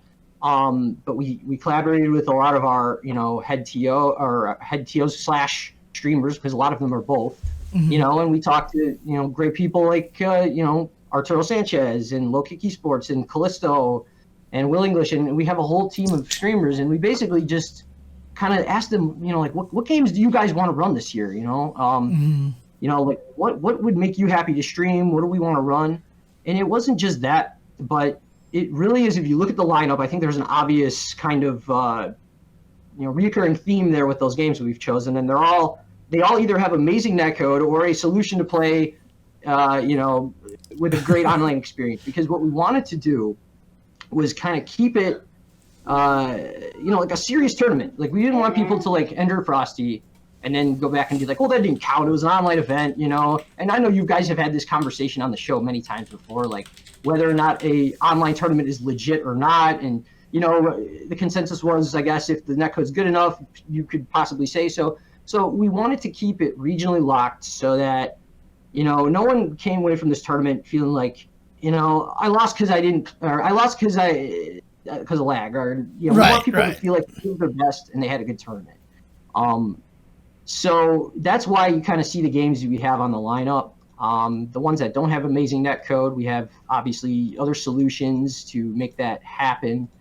But we want to also just like celebrate all the great developers and whatnot that have been listening to the community feedback and putting rollback netcode into their games. And just hopefully other companies are watching and notice that these games are here and some aren't, and we would love to include them, but we just we can only do what we have to work with. You know what I mean? Right, of course. I'm trying. The reason why I'm kind of looking off to the side here is because I'm trying to bring up the slide here. So I've grabbed this just so you guys can see this on the stream. I'm gonna fill up the board with this here like this. So you can, Milky, yeah, it's online. yeah. So you can It's see. Marvel's.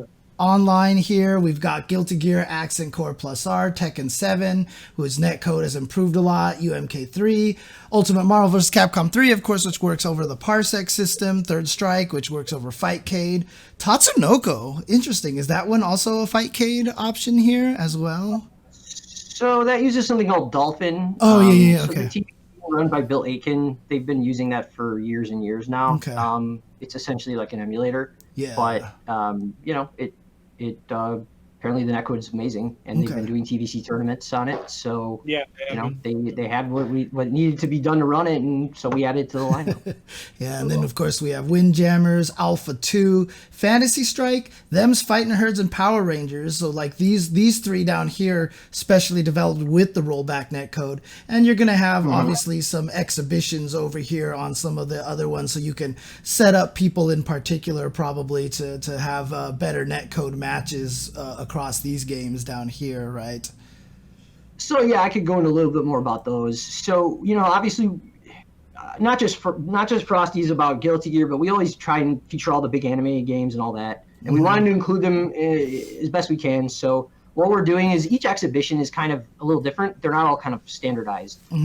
Essentially, what Soul Calibur is going to be is it's going to be an invitational top 8 format, like basically just a mini invitational tournament, and Axel is working with us on that. Okay. And we have some really good players. Rich Sticks is in there, I know.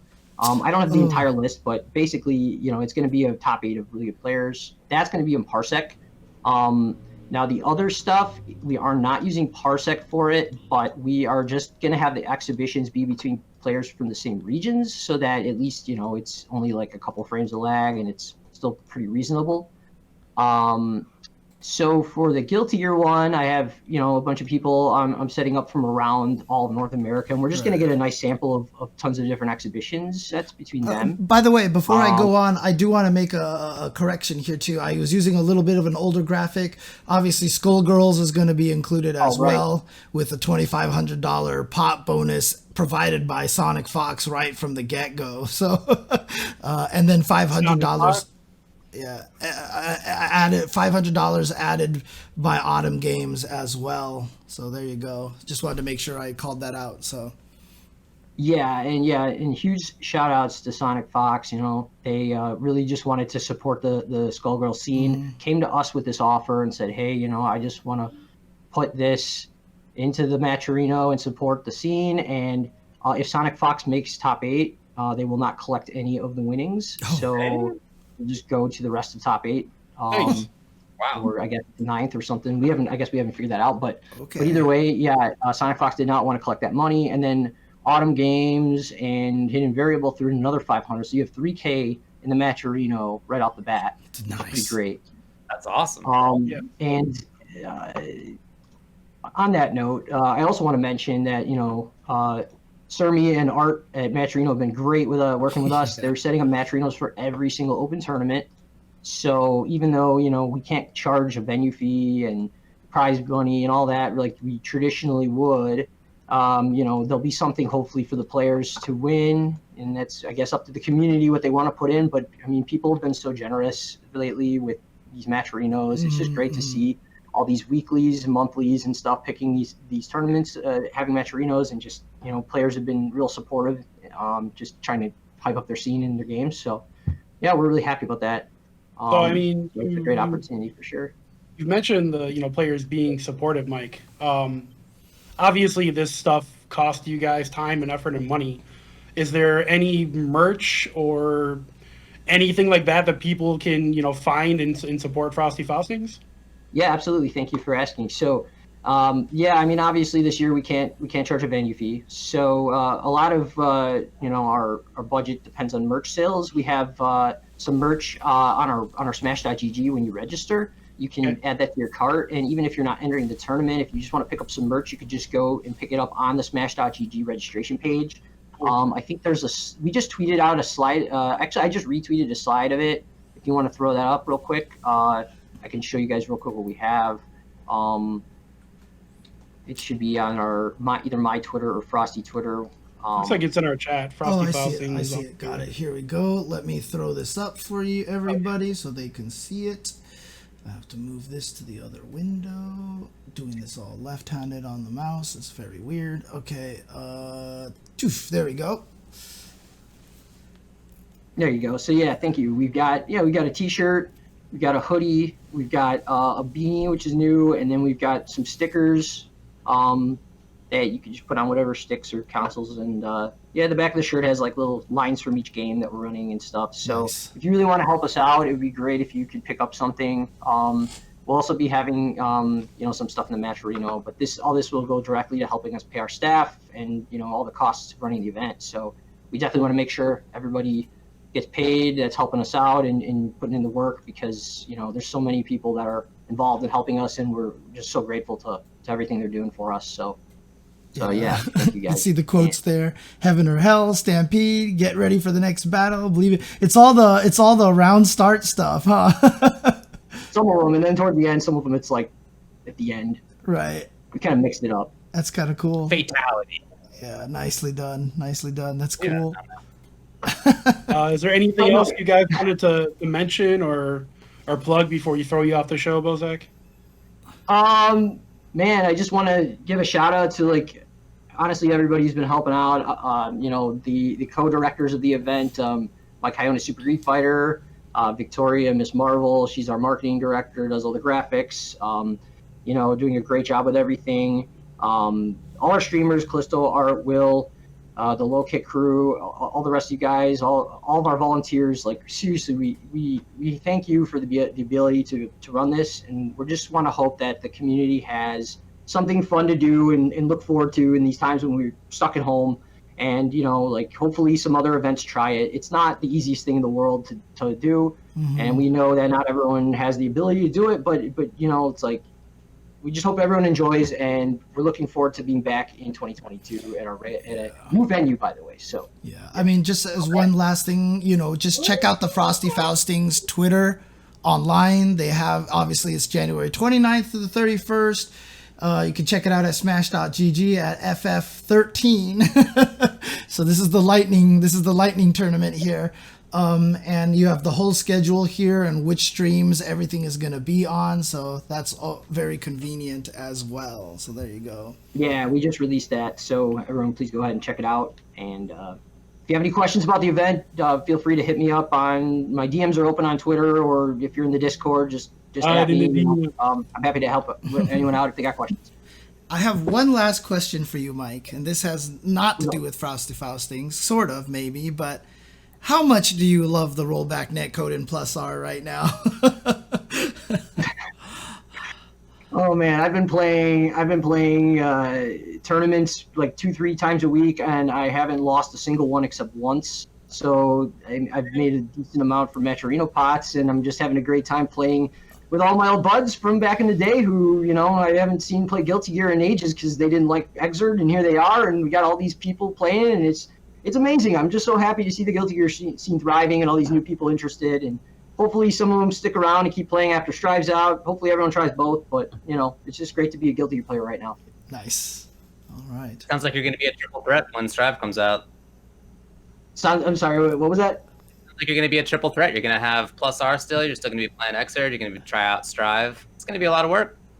It's going to be a little hard to juggle Faust in between all three games and mess up combos between versions, but I'll do my best. Yeah. Yeah. I'm actually about to go play in Wednesday Night Fights. It starts now, so. Oh, dang. Okay. Go play, man. Shit, we're not trying to keep it over. I'm going to leave the show on while I play, though, so, I'll be listening. All right. Go win some Matcherino money. Go win some Matcherino money. I'll do my best. There's a lot of killers tonight. But anyway, yeah, I really appreciate you guys having me on, and Well, thanks for jumping on at the last second too. So really appreciate that. Appreciate the opportunity. All right. All right, dude. All right, take it easy, everybody. Stay safe. Thanks, Bozak. Have a good night. Whoops. Thank you. Ooh. Yeah, it's Tuesday here, but if you think about it, it's already Wednesday in most of the world. Think about that. That's too complex. All right. Well, okay, look. People in the chat are saying it's Tuesday. Why is he playing in Wednesday Night Fights? A lot of Wednesday Night Fights and NLBC have basically spread themselves out around the week during this time so that they can run different stuff on each day. So I feel like Spooky's doing NLBC like 5 nights a week. Like, yeah. At least like 4. Yeah, at least 4, I think. Anyway, Wednesday thanks a Night lot, Dan, for coming on. That was cool. Yeah, a lot of times they'll also run it so that like qualifications to the top 8 take place on Tuesday, and then they do the top 8 on Wednesday, etc., etc. So, okay. All right. Except for Marvel, ran by Kevin Ha, who gets it done in one night. Dang. Marvel players do it best. Yeah, all 8. Oh man, yep. I mean, Marvel players, to be a strong Marvel player, man, it requires 0 effort, right? So there you go. So, hey. All right, let's move on to... David does not even want to acknowledge that. Okay. Move on to the 5-5 matchup. Hey, all right. Number 1. So you can see we got 4 questions. An important one right off the bat. Cat butts versus dog butts. Which one tastes better live on stream? I don't know. Oh, Number 2. Okay, maybe I do. Well, you know what one of them tastes like. I mean, is this the new? Is this? Can't really, Go ahead. Can't really compare. What can I say? Because I was gonna say this might have to be the new fart milk table question for when we can finally get back to a fart milk table, right? It'll be the cat butts versus dog butts. Which one tastes better? So. Wow. All right. Well, I'm sure I have the little cat parasite in me, so I'm not going to get anything worse from doing the cat butt. We're moving on. Number 2. What are some ways the FGC can give back to the community other than streamers doing charity streams? Is there anyone in the FGC particularly in need right now? Number 3, what do you think about the negative mindset around mashing in fighting games? Is it a beginner level bad habit or something that more advanced players utilize in proper time and places?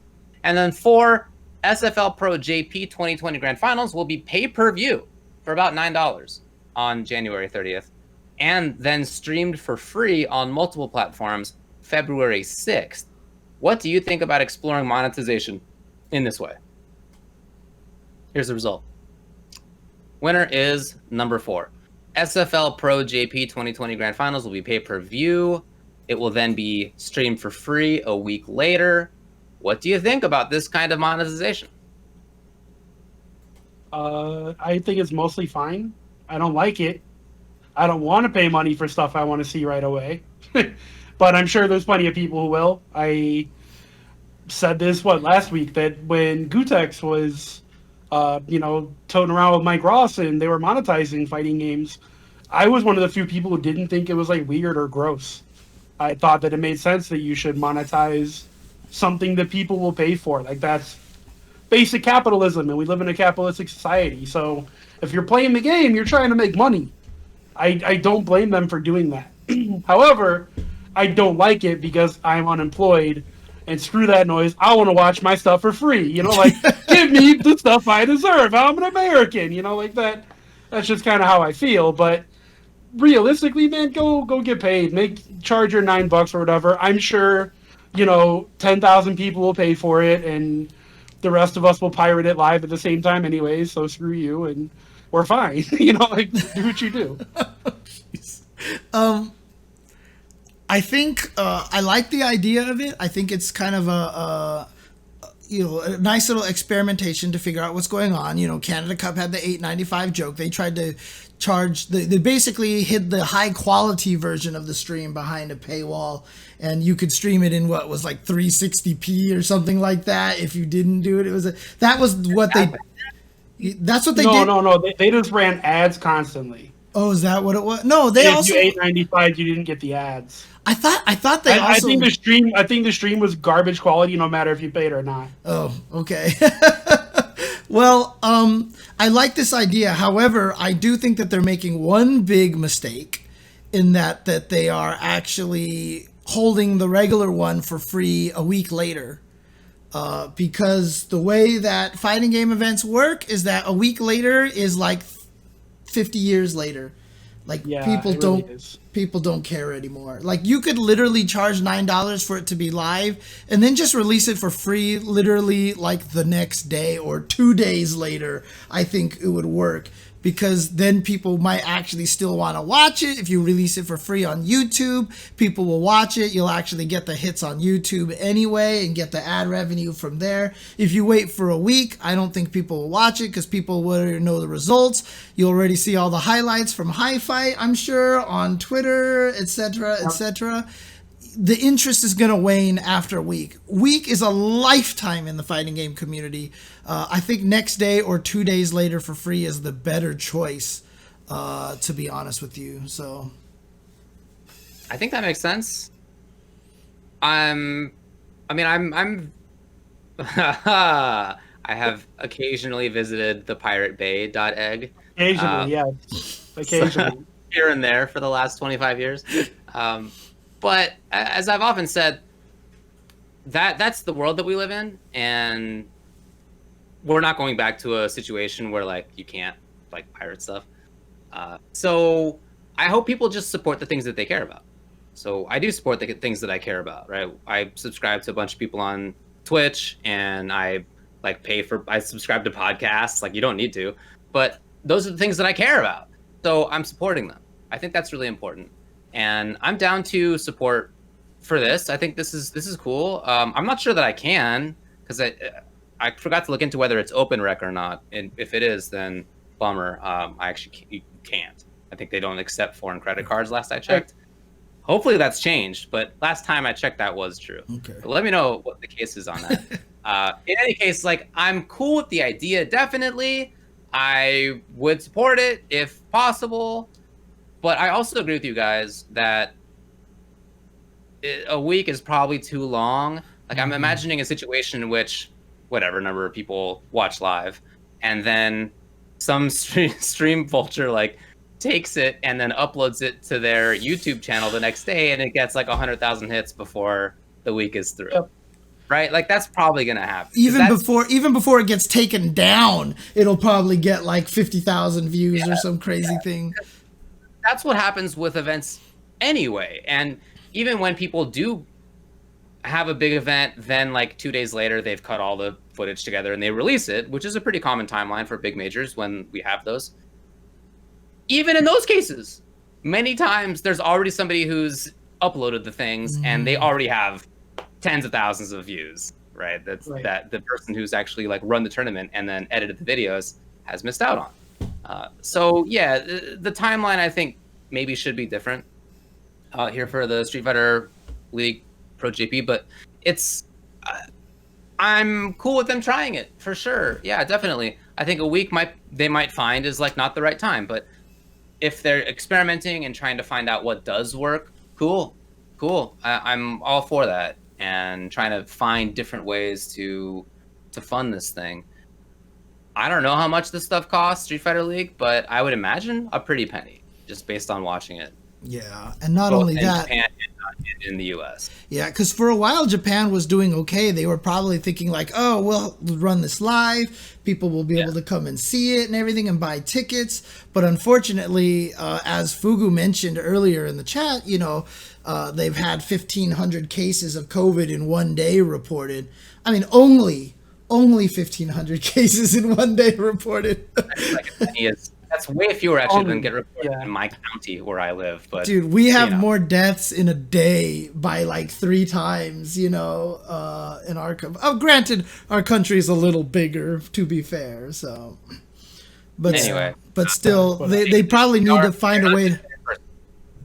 In conclusion, yeah, they probably need to find a way to try to make up some of that money they're going to lose from lack of ticket sales now, and so that's probably why they're choosing to do this. They're probably trying to put it as a week delay to make it feel like you want to get it now, otherwise you can't just wait a day and kind of things. But like I said, I'm hoping that a week isn't too long. That's all. Yeah, I feel like they don't care about the VOD views though, like straight up. I think they're planning on making the majority of the money from the pay-per-view. Okay. I would assume that would be because you know that someone's going to pirate it and put it on YouTube. Yeah, you know that they are. Mm-hmm. You'd have to be a fool to not consider that. So I think that's what they're trying to not deal with. They're just trying to make their money up front and be like, okay, we got what we got. That's cool. I mean, that's And when just it the comes thing. to Capcom Cup, obviously we were talking about, is not going to happen in person, but in previous years, they sold tickets to that, right? Mhm. Last year they sold tickets. Previous year they sold tickets. Well, a couple of years there's been a lot of people there, like big old, like a stadium. Remember at But they don't PS. have to rent the stadium now, you know? So they can't do any of this stuff, right? So they have to look for different revenue sources, and that's part of why I think I'm cool with this idea. Yeah. Yeah. Yeah, I agree. I don't think it's that big of a deal. I think it's fine. Okay. Given the circumstances. But I mean, It is definitely hard to make people go from getting something for free to paying for it. It's not an easy transition.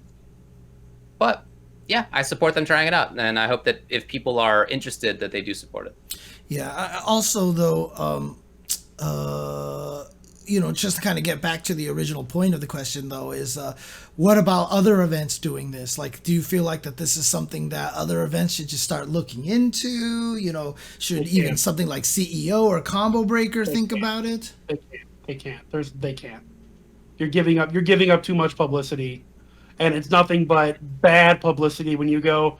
You can't watch if you don't pay $3.99 each day that we're available. I think the only tournament that might have been able to get away with it would have been Evo. Right. But CEO, Combo Breaker, Final Round, Frosty, Faustings, they can't get away with that. There's no way in hell.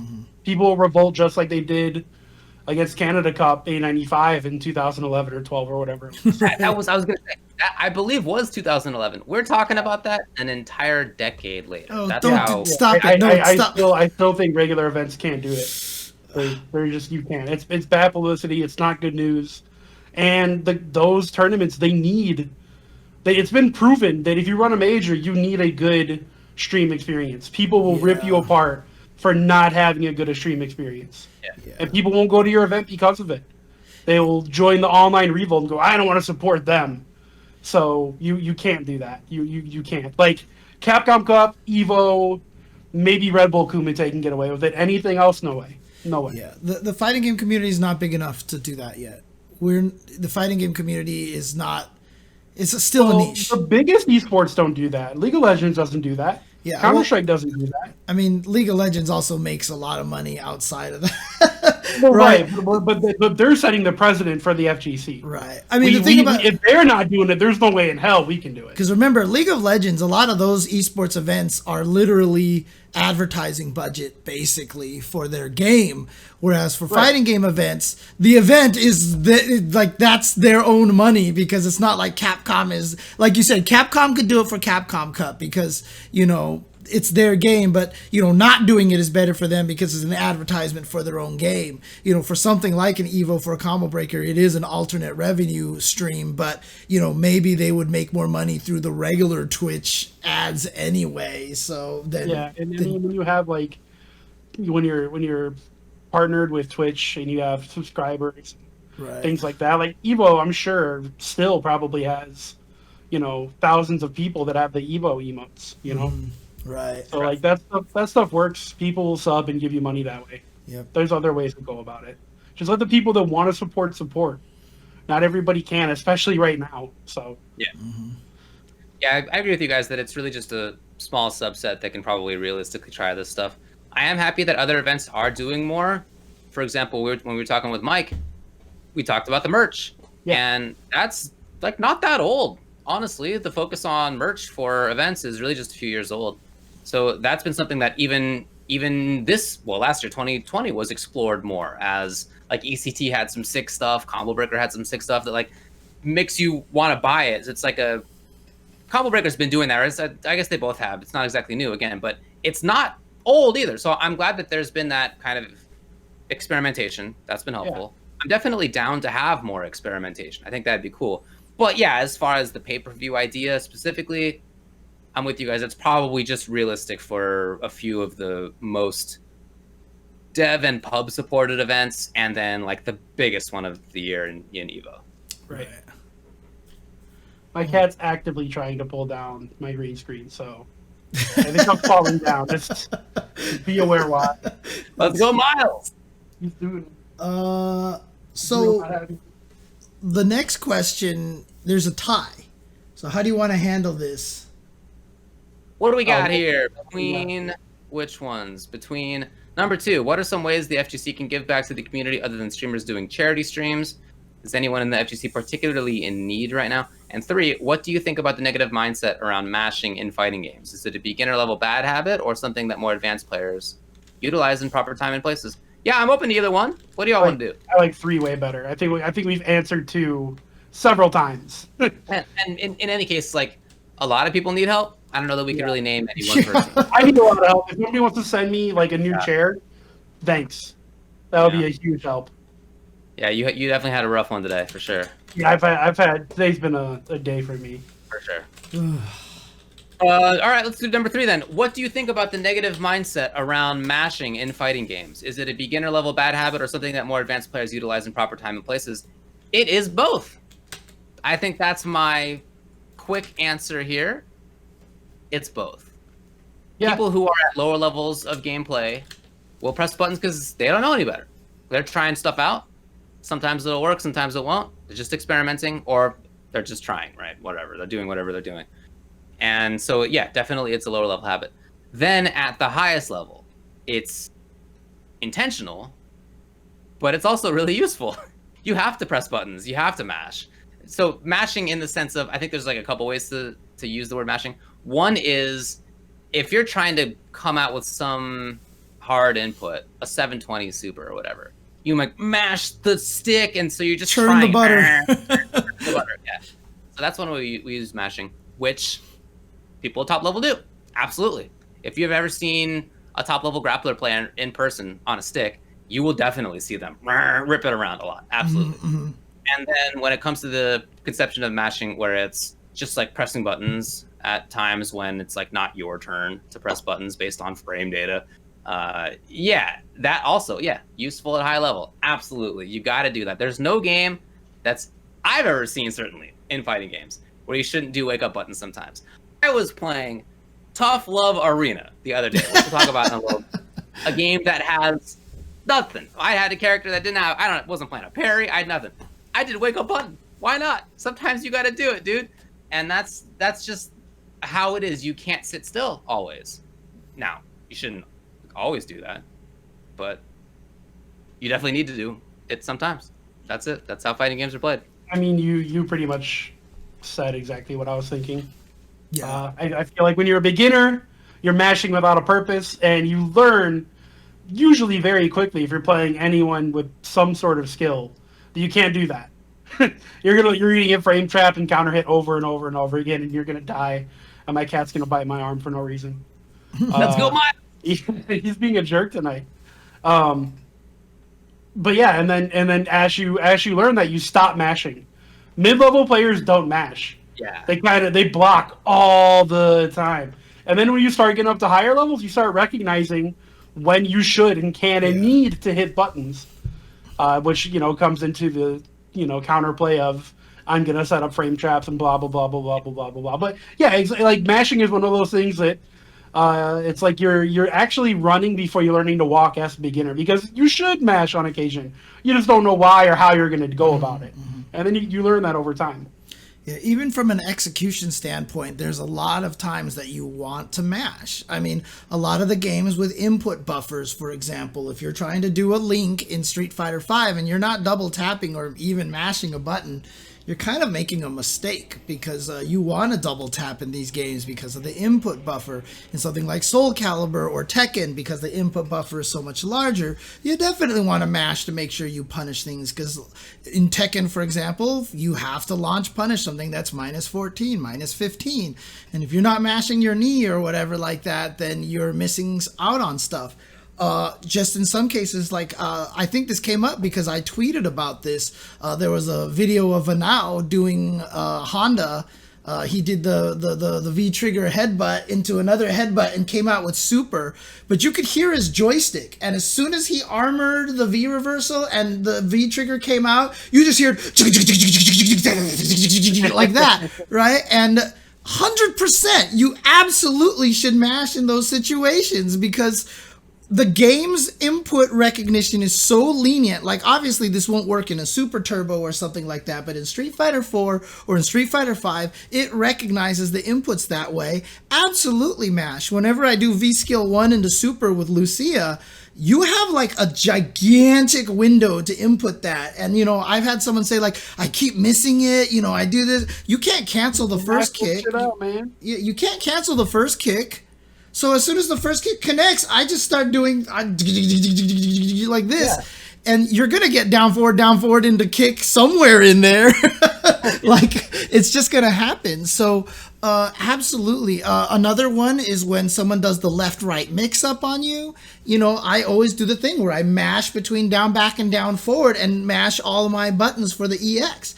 Because down, forward registers as a DP input. So if you have a left-right mix-up, you basically remove the left-right mix-up, and now it becomes a DP or block mix-up. Because no matter what side they end up on, your DP is coming out.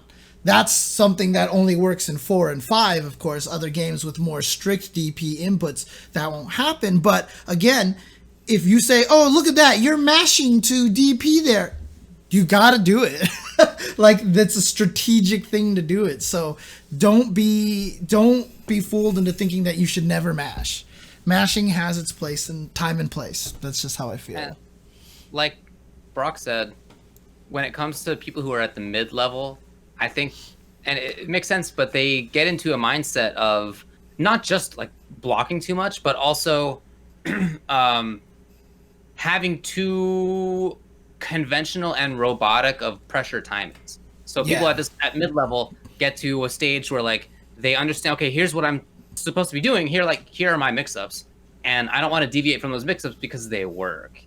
At some point they stop working, but at mid-level play they oftentimes work, and then you come up against somebody else who's in mid-level play and they block constantly, and you are trying your frame traps and they're never teching because, you know, people don't yet have the kind of freestyling that you need in any game. And this is, you know, we're talking about Street Fighter here, but in Mortal Kombat, at lower level play, people are mashing their down threes, their down ones, they're constantly. If you're pressuring, they're mashing down 2 for sure, just in case you try a high attack or a grab. Absolutely. And then there's definitely quite a bit of levels of play where they don't do anything like that. They block. They're just so patient. They're worried. They're worried right there. And then you get to the highest level again, and you see people ducking all the time. Right. Micro duck constantly. They're going to do buttons. They're going to do the down 1, the down 3 all the time. And it's just based on, you know, which of the conventions around these decisions have you understood yet? Conventions meaning like what are like the things that people typically do. Right. And at high level, you like how you know the ball, you know all the mix-ups, you get it, and you know what beats some of them. And guess what? Mashing beats some of them. But then if you're on offense, now you also know that, so you're beginning to play a more interesting game. So yeah, definitely mashing at high levels is useful. Yeah. In conclusion, and a big part of why I enjoy some games so much, to be perfectly honest, I think a big part of why I enjoy SF5 and MK11 is that they both can blow up people who are trying to mash, because you have things like crush counters, or you have things like mids and MK that can blow people up. But then you also have the opposite of that, where you have a great reason to try to mash, because you can get an advantage in a situation where you should. And that like interplay of like, don't you dare, and yes I will, is to me really, really fun. I like that one. One of the things I just want to add to this is, you know, one of the reasons why I'm big on this is because there was one time on stream where I was advising someone, just mash the super out, just mash it out, because, you know, it's easier to time that way. And someone actually responded, they're like, I thought mashing was scrubby, like I'm intentionally trying to prevent myself from mashing things because that's scrubby. And I was like, no, just mash it. When in doubt, mash it out. You know, like, I mean, it's people at a certain level of play are concerned about whether they appear as scrubby and mashy. Right. And then when you get to the highest level of play, they're like, okay, I'm sure I'm not a scrub. I'm not here to win a tournament. Like, so I'm going to use all the tools, because they're no longer concerned about that convention, right? Once you understood these conventions, you're going to play different. Or you can be a tub warrior and just never give a shit what anyone says and mash the entire time. Dude, you and I have been playing a lot of KI lately. This guy jumps on Wake Up more than a Mortal Kombat player. First off, you play ROM.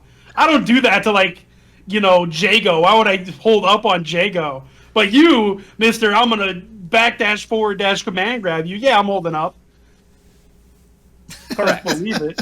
Correct. Sometimes you got to match on the up button on your joystick. Yeah, you do. Yeah, I agree. And plus, I mean, you look at high level players like Punk, right? I mean, he's always mashing down on his controller, right? I mean, that's a skill all into his own. So, Now when he plays against Alex Myers, he doesn't. Oh, wow. I'm saying. All right. Anything else to say on this? No, let's move on. We skedaddle. We move on to game news because, again, other stuff did happen. We talked about a little bit of it. We talked about the KOF 15 stuff. But let's talk about the fact that in Dragon Ball FighterZ, for example, Super Baby 2 was released. Yeah, he's cool. Oh, do you want me to talk about him? It's your show now. He's cool, man. I don't know. I honestly, I haven't kept up with him too much.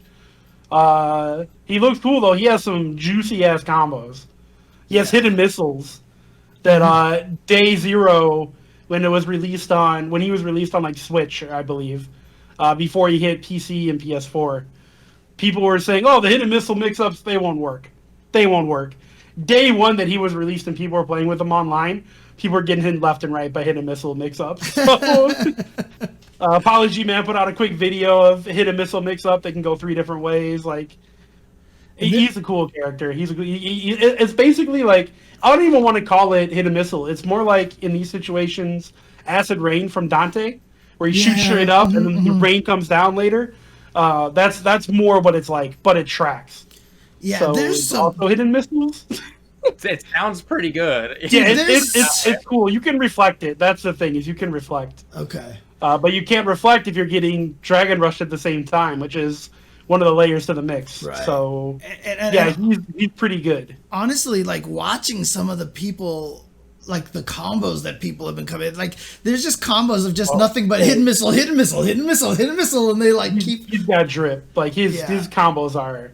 Like, even if he ends up sucking for whatever reason, which it doesn't look like he will to me, but even if he ended up sucking for some reason, it would be just like Super Saiyan Blue Gogeta, where, like, even though the character isn't great, the combos are still, like, so cool to watch. That, like, in my opinion, like, those are, like, the successful DLC characters. Like, even if you suck, people are still going to play you because of how cool you are. Right.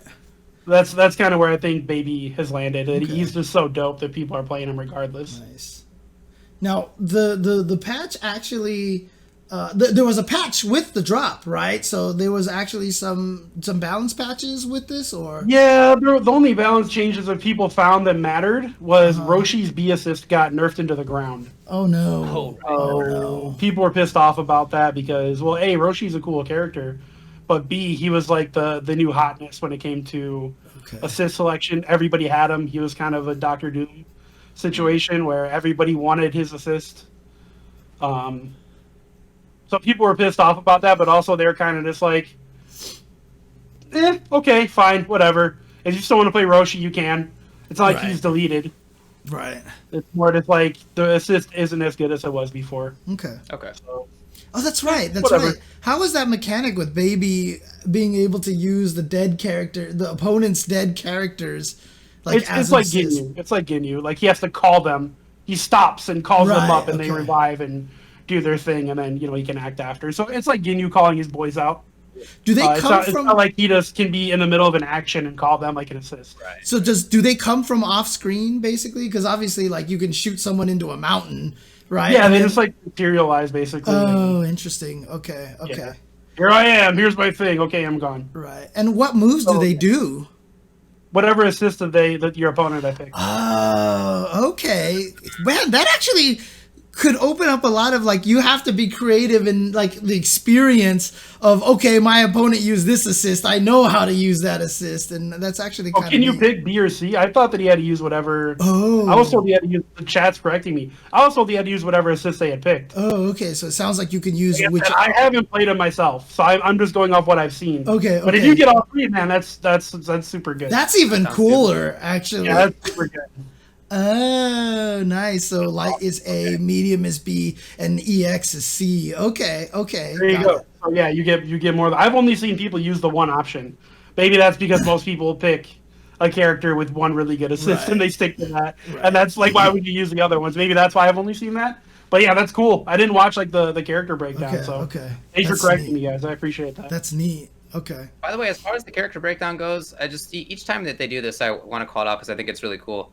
They again had Damascus and Tyrant and Apology Man on. Yeah, to yeah, talk yeah. about the character and to break them down and to like show combos that they had made and to like really get into the details. To be honest, it's great. I just love that they're doing that. Super Yeah, cool. Apology Man did one combo, and like I remember Tyrant and Damascus were like, "What the heck? This combo is so sick!" It's really nice that they do that. I'm really glad, and yeah, shout outs to them for that work as well. It's so much better than having like some dev who kind of knows how to play, showing off stuff that they think might be cool, but really like aren't combo experts or even gameplay experts. Dude, So it's kind of like, well, we think this character could be cool, but we really don't know yet. Whereas Beneath is like, here's a sick ass combo that I worked on for 5 days. right. Like that's way better. It's a way better viewer experience. Yeah, I remember Seth Killen used to talk about like when he had to demo Super Street Fighter 4 to audiences, but he had to do it with like person that doesn't play fighting games, and you know, he's like, so this has a really cool anti-fire. Do a fireball for me, and the guy's like, and he's like, oh boy. Yeah. That's why honestly, like, height of Street Fighter 5 was when Combo Fiend would bring Mike Ross. Like when they did the Mika reveal thing, that was like the height of like them demoing stuff in Street Fighter 5 when Combo Fiend would land. The show. Yeah, when he would do like the dirty things to Mike, and Mike would just get mad, and you could hear the production crew laughing off to the side, dude. It was so good. Capcom Pro Clock was a dope show. Yeah, it wasn't even Capcom Pro Talk. It was just them just doing I it. thought that was on Pro Talk. Yeah, they were just doing it as a thing to showcase Mika one time, and it's like still one of my favorite showcase videos ever. Well, Combo Fiend did go on Pro Talk though too, right? Oh yeah, he did for sure. Okay. I just want to make sure I wasn't completely confused. Yeah, no. All right, and then let's talk about Dungeon Fighter Duel, which was announced. It was. That was the thing. That was at the Dungeon and Fighter Universe Festival in South Korea. Before we get on this, someone actually talks about the Combo Fiend functions thing. I don't want anybody to bring that up anymore because I'm sure that was something he was told to say. And then secondly, Combo Fiend is one of the greatest fighting game players that this country has ever produced. He is an awesome man, and so I don't want to hear any slander towards Combo Fiend in this chat, or I am going to time you out because Combo Fiend is the best, dude. He is Mr. Peter Rosas is an exemplary person in our community, dude. All right. I was actually supposed to start playing with him a lot because he and I, it turns out, we live really close to each other, and that was in like late February. We were like, "Hey, you want to get together a lot and start playing games again?" And I was like, "Absolutely! I'm trying to like get good to enter tournaments again." And he was like, "Great, just come on over. Like we're in walking distance." Anyway, obviously that has never happened. But one of these days it will. All right, Dungeon Fighter Duel. So announced at the Dungeon and Fighter Universe Festival in South Korea. It is a spin-off title in the universe of Dungeon Fighter Online, which, if you are not familiar with it, is one of the most popular video games of all time and is one of the highest revenue-earning games of all time, or series of all time. So it's extremely popular and is being developed by ArcSys. Again, like they have their hands in so many different things. What are they doing? They're doing obviously Gear. They're doing Dragon Ball. They're doing Granblue. They're doing Dungeon Fighter Duel. Probably something else. I don't know. Whatever. A lot of different things. And in addition to that, Aiding is working on it, and they worked on Bloody Roar and Marvel 3. And Tatsunoko versus Yeah, Capcom. TVC. Yes. Yeah. So they have some really cool things that they've done in the past, and I haven't seen that there's any like info about what exactly they're doing, but they're deving the game. Like that's they're developing. Yeah, they're that means their animations, their frame data, the all that shit, all the stuff that's not visual, basically. Yeah. They're doing it, and then ArcSys is doing the visuals. Of course. Okay. Yeah, and again, so you look at the visuals. You look at the visuals, and it's just like ArcSys is so good at this now. They're so good at this now. I mean, it's actually starting to become funny to me now, though, because these are some franchises that I'm less familiar with, that they're actually starting to blur together because they're doing it so often now. Yeah.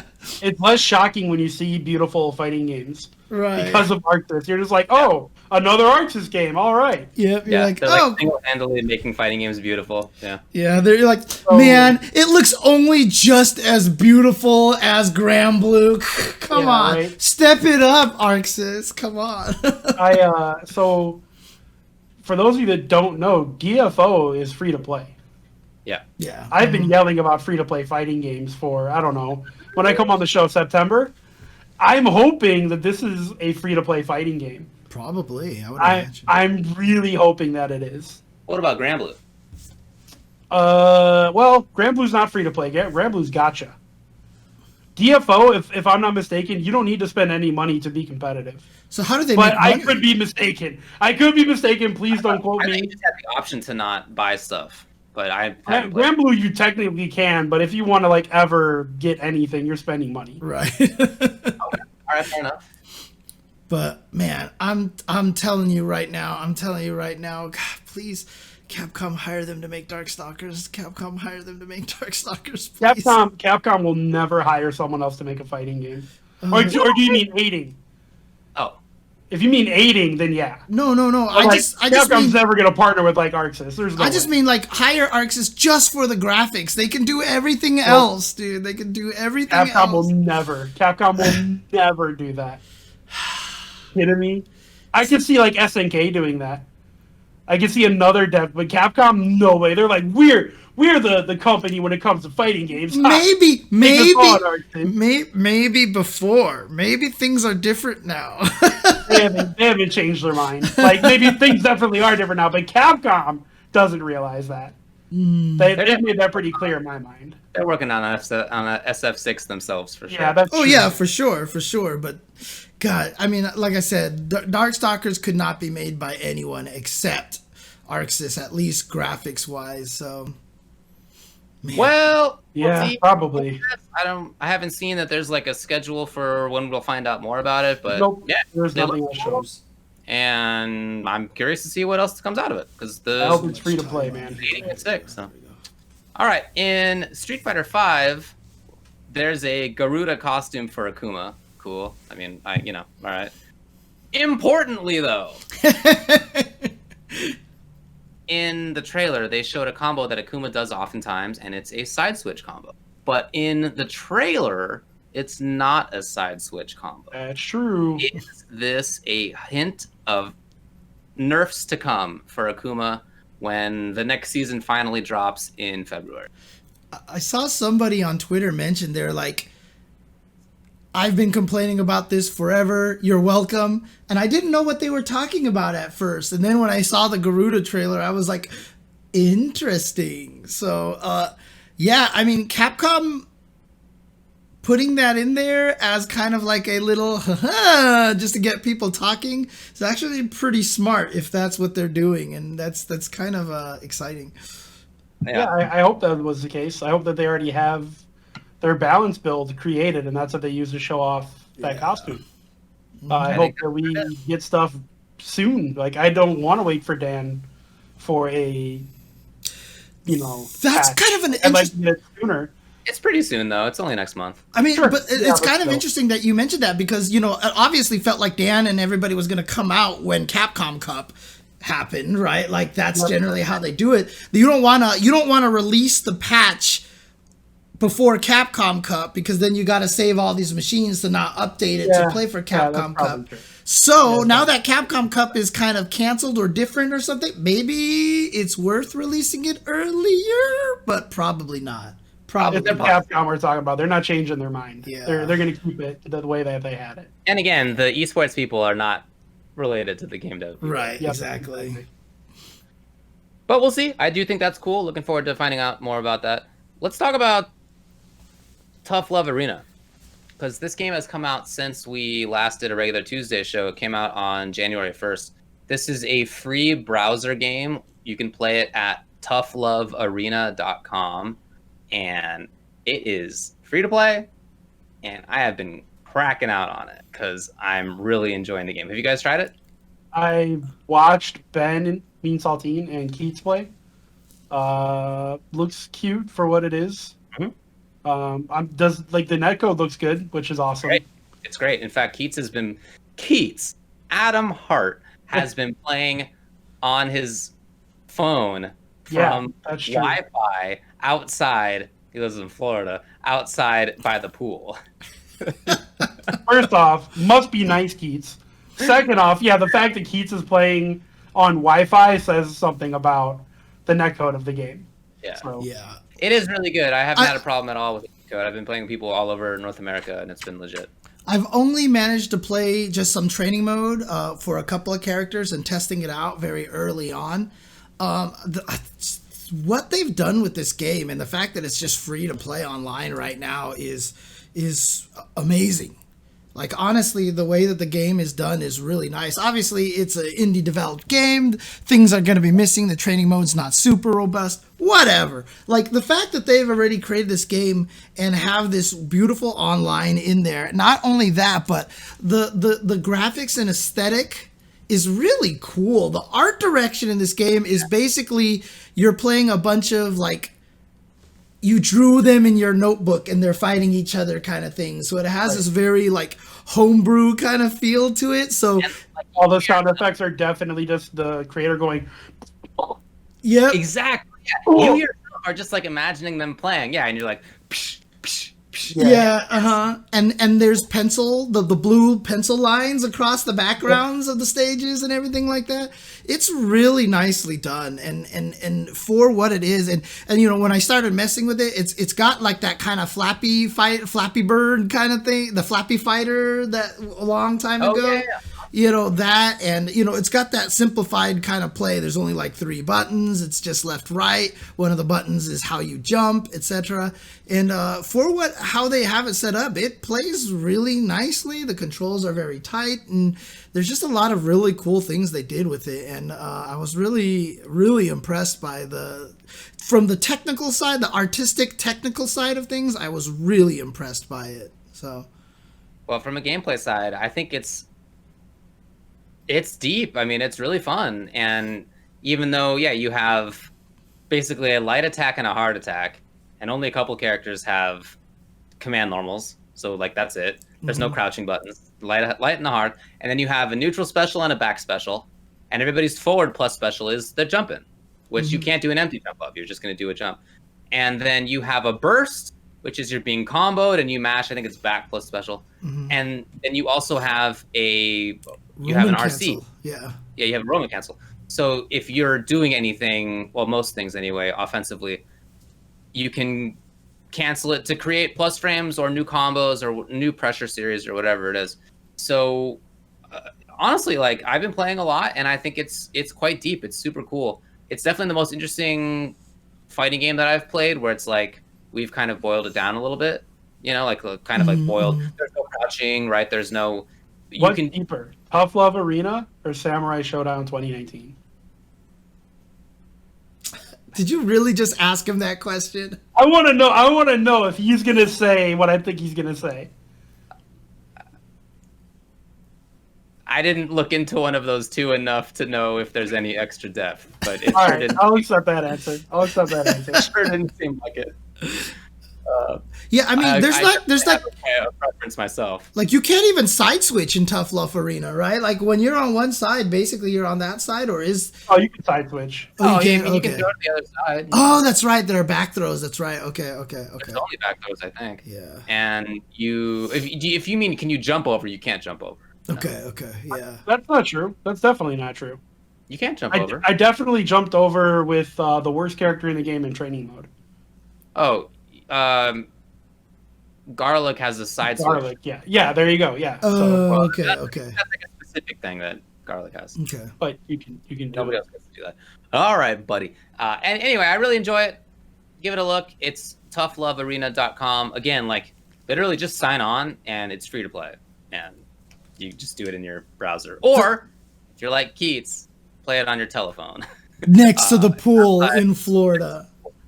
Now, is there like a Patreon or a donation or anything like that for this guy? Or So they have plans to do some extra stuff. I guess full disclosure, I'm their legal advisor. oh, cool. Okay. I think they might have other stuff going on, but I'll let them talk about those Okay. things if they do. Okay, wanna do cool. Oh wow, so you've actually known about this game for a little bit then, huh? that. Honestly, not much longer. Okay. Not much longer than Okay. everything. Okay. Gotcha. Yeah, they just hit me up and on Twitter, and I messed with it because I genuinely want to mess with things like that before I retweet it. Like, hey, check out this, And so I messed with it, and I was like, whoa. I was like, this is actually pretty nicely done and really robust. So I definitely actually retweeted them. High five. Yeah. Thanks to Arctic Shoto for the sub. Let's also talk about Coreupt, which is also another indie game that's being developed. I don't know if you all have seen this. It's spelled Coreupt, Coreupt. Okay. And okay, cool. Yeah, I heard about it not super long ago, but it is another indie dev, and it's not done. So I mean, I can't tell you how I think it plays, but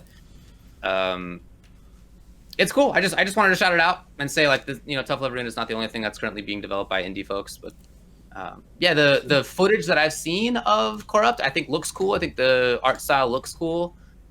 They've showed off some combos for some characters that seem like they have interesting roots. So hey, we'll see. I'm sure there's going to be more info about that coming soon. Again, Coreupt, Coreupt. Okay.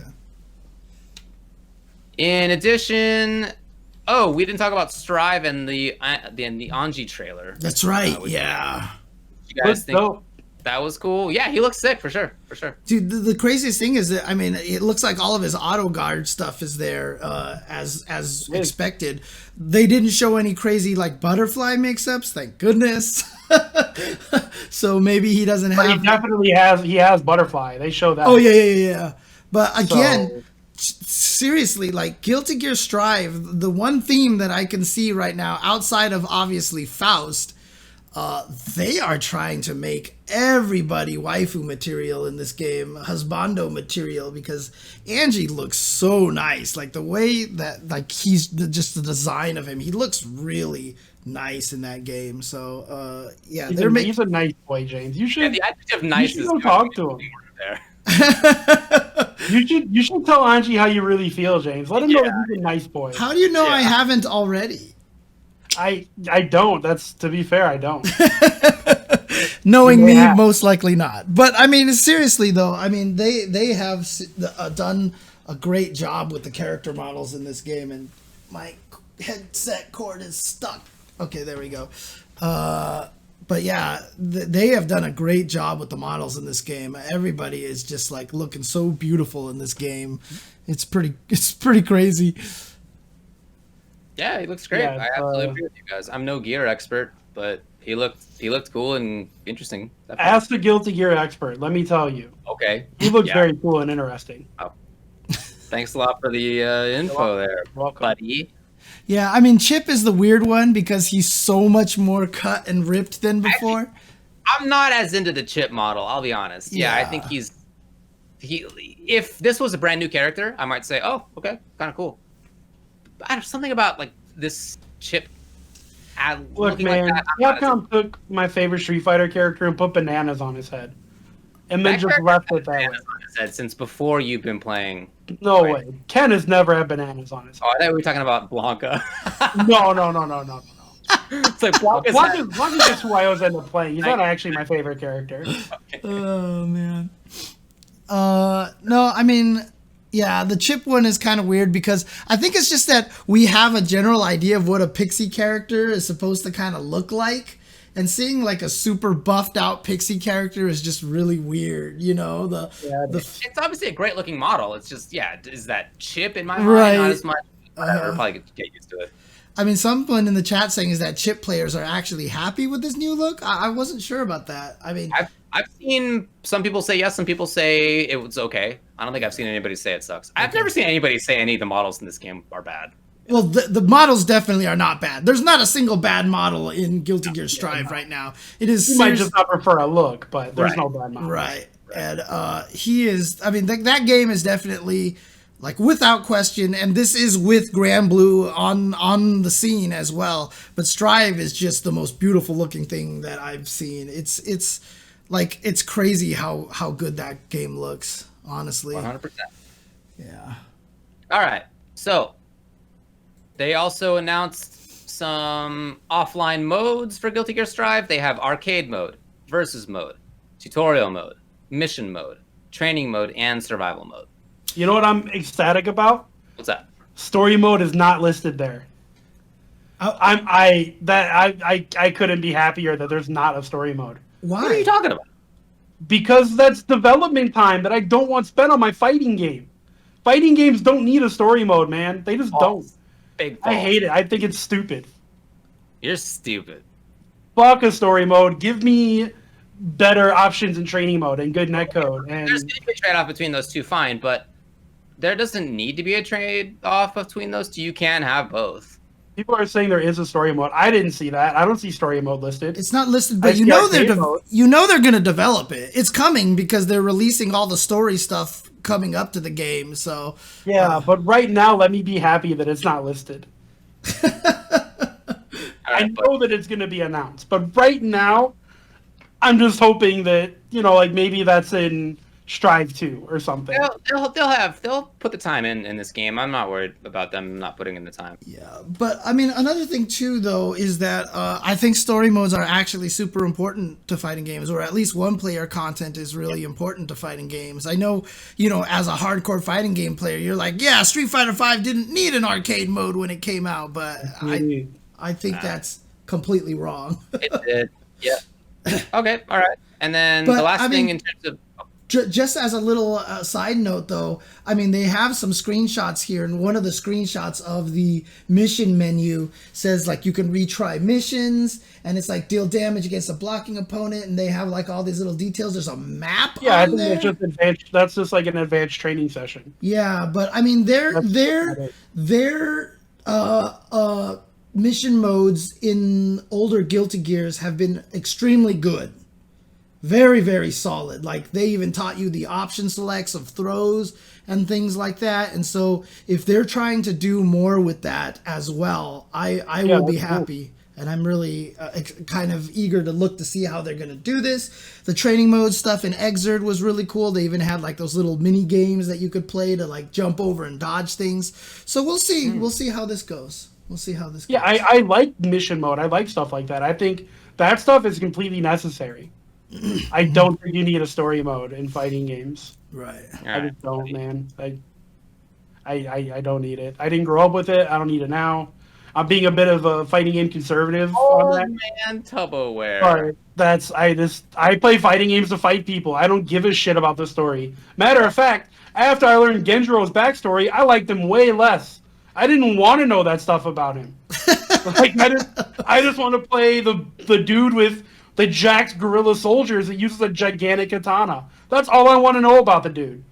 I don't want to know that he's like attracted to his mom and incestual and all that. Like, what? I don't care about that. Leave that stuff elsewhere. By the I just way, want to play fighting games. All right, buddy. the other screen I wanted to show was this one. Looks Okay. like they're even going to have tutorials on how to fight characters. Like chip matchup tutorial, block the attacks, attack the double of Gamma Blade. So it looks like they're going to try to even teach you how to fight the opponents. I mean, games have done this before. I think Guilty Gear did this in Rev 2 as well. Or at least in I think they've had it since the beginning. But, I mean, just more examples of some of the stuff that they're planning to do in the game, which I think is a good idea. It's just a really thick rope. I don't know. I mean, that's... Yeah, I don't know what his belt's about. Thick rope. You got it. It's good. It's just... I don't know why it's there. Whatever, we're moving James, on. you got to clear up those notifications, man. Oh, my great goodness. All Giving right. me anxiety, dude. Oh, So- you mean my Twitter notifications? Yeah, your Twitter Dude, notifications. look, let me Talk just tell you. about what's Let me just going tell you on this, on Brandon. Twitter account. Oh, my God. Let me tell you about this, Brandon. It's just like that. Uh, Like 100% of the time. I'm that popular on Twitter. I believe that. I feel like you're the only person who doesn't believe that. You Dude. got like 60,000 followers, dude. I completely believe that. That's crazy Tony Hawk tweet that I put out? That like I just randomly saw someone retweeted a Tony Hawk tweet on my timeline. I responded to it. That thing has more likes than the actual suck my nuts asshole tweet now. Yeah, Twitter is weird. It's weird, but there was even a Yahoo article that talked about Tony Hawk's tweet, and one of my friends saw it. They actually posted my reply on that article. It was like really weird. It was very strange. But anyways, Famous James Chen. I'm just saying that I'm super popular on Twitter, you know. Big popularity on Twitter. Especially because I give hot takes as well too, so, you know. Yeah, we didn't talk about that thing. We should have. Yeah. Oh, no, well. I mean, Well, we're already running out of time. Yeah, we're running out of So time. let's move on, honestly. That's why I said, oh well. We'll get let's them next time. So Melee on Slippi, I just wanted to note, is coming out with skill-based matchmaking, which is super sick. They already have great online. There's all sorts of other stuff that this already has. And then now there's also going to be skill-based matchmaking too. So that's awesome. Good job on that. I think that's great for the scene. Super cool. Also, SSBM now has SBMM. So good luck, everybody. I already forgot which one is which. Okay. Just to talk a little bit about in community news, moving on. So Capcom came out with a new video content creation guideline. People ask me about this a lot. Right. What does it mean? I had a stream maybe a week and a half ago, something like that, just breaking it down. The short of it is it doesn't really change all that much. It kind of fits with the stuff that we already do when it comes to online content creation. Most of it's already cool. It's basically like if you add anything to the video, if it's not just like straight up single player gameplay, then cool. Put it on YouTube or stream it. That's fine. Just like don't maybe business models that have like kind of like Cross Counter did, where there's like a kind of private area where you can pay to access stuff. Maybe that's not okay. It's kind of unclear. But I would say that's really the only thing that changes because of this. But again, that's kind of already not popular. They were like the only ones who did that. And so regular YouTube, Twitch, etc. were basically doing the same things as before. They don't want their songs to be played exclusively by themselves, so they don't want to have their music separated from the gameplay. That's it. Game music being that like guarded is weird to me if they're not selling soundtracks. Yeah. I don't know. Oh yeah, it's weird. It's weird. Yeah, 100%. Yep. But again, it doesn't really change all that much otherwise. Okay. SNK. As far as the Saudi acquisition of SNK goes, yeah, it's been delayed to March 17th. We talked about this last year, that it was going to happen. And I guess I had assumed that it had happened in part, and then later on, the other part of it would happen. But this tweet that was put out basically was saying, yeah, it's being delayed. And I guess I'm not sure who knows what the reason is. I don't know. I don't know if that's been announced. I haven't seen anything saying what the reason was. If you care about it, maybe you can let them know whether you think that's a good idea for them to do, to be bought by the Saudi monarchy. But I hope they shatter my expectations and turn down the deal. Fantastic. Honestly, it just sounds like it feels like to me that SNK is just hurting for money in every single way, right? Like the Stadia thing, the Epic Game Store thing. Yep. It feels like they're hurting for money at this point. And so now the Saudi person wants to be like, here's a bunch of money, and they're probably like, can we really turn this down? And I feel I do have a little empathy for them, and that's probably why they haven't been able to develop better netcode, because they just don't have the budget for it or something. So we'll see how this goes. We will. Also, all I can say is if you don't have the budget to improve your netcode, you probably don't have the budget to make a whole new video game either. So, they're doing it. That's the thing. The budget problems for their netcode. No, see, that's an incorrect statement, actually, to be honest with you, because the ability to make a new game is their hope to make a bunch of money, right? And that's the thing. Sure. So that's how you invest it. You have to have that kind of... No, I understand that, and I understand how producers work, and I get all that. Right. What I'm saying is, if you're gonna do it, you better do it right. Right. You're not gonna make a bunch of money if your netcode is trash. Right. So if you're not budgeting out to make sure your next game has good netcode, well, you deserve to fail. Yeah. It's that simple. And like I said, we did get a big delay between when we saw the first news of 15 and then when we finally got second news. So I'm hoping a lot of that was, oh crap, let's redo the netcode. But, you know. We'll find out within the next year. Yeah. Probably. The Mortal Kombat movie. We've seen screenshots of it. There's a new one coming out this year. Have you seen the screenshots? And if so, what did you think? Looks like Brandon's They answer. look awful. They look so cheesy to me. I mean, they're just screenshots. I could be way off base. Yeah. But man, those screenshots look real bad. Yeah. The only thing that I've seen is just, you know, the photoshops of Steve Harvey on Jax and stuff like that. I mean, that wasn't even a Photoshop, dude. The actor straight up has a Steve Harvey mustache. Like, you don't even have to Photoshop Steve Harvey on it. It already looks like him. Oh, man. It was rough.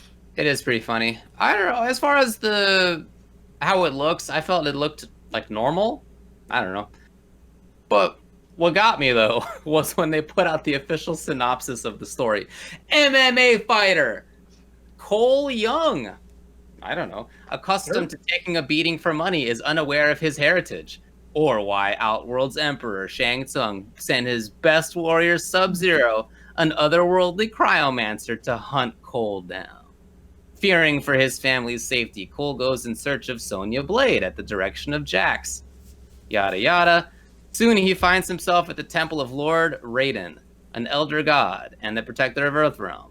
Here, Cole trains with experienced warriors Liu Kang, Kung Lao, and Kano.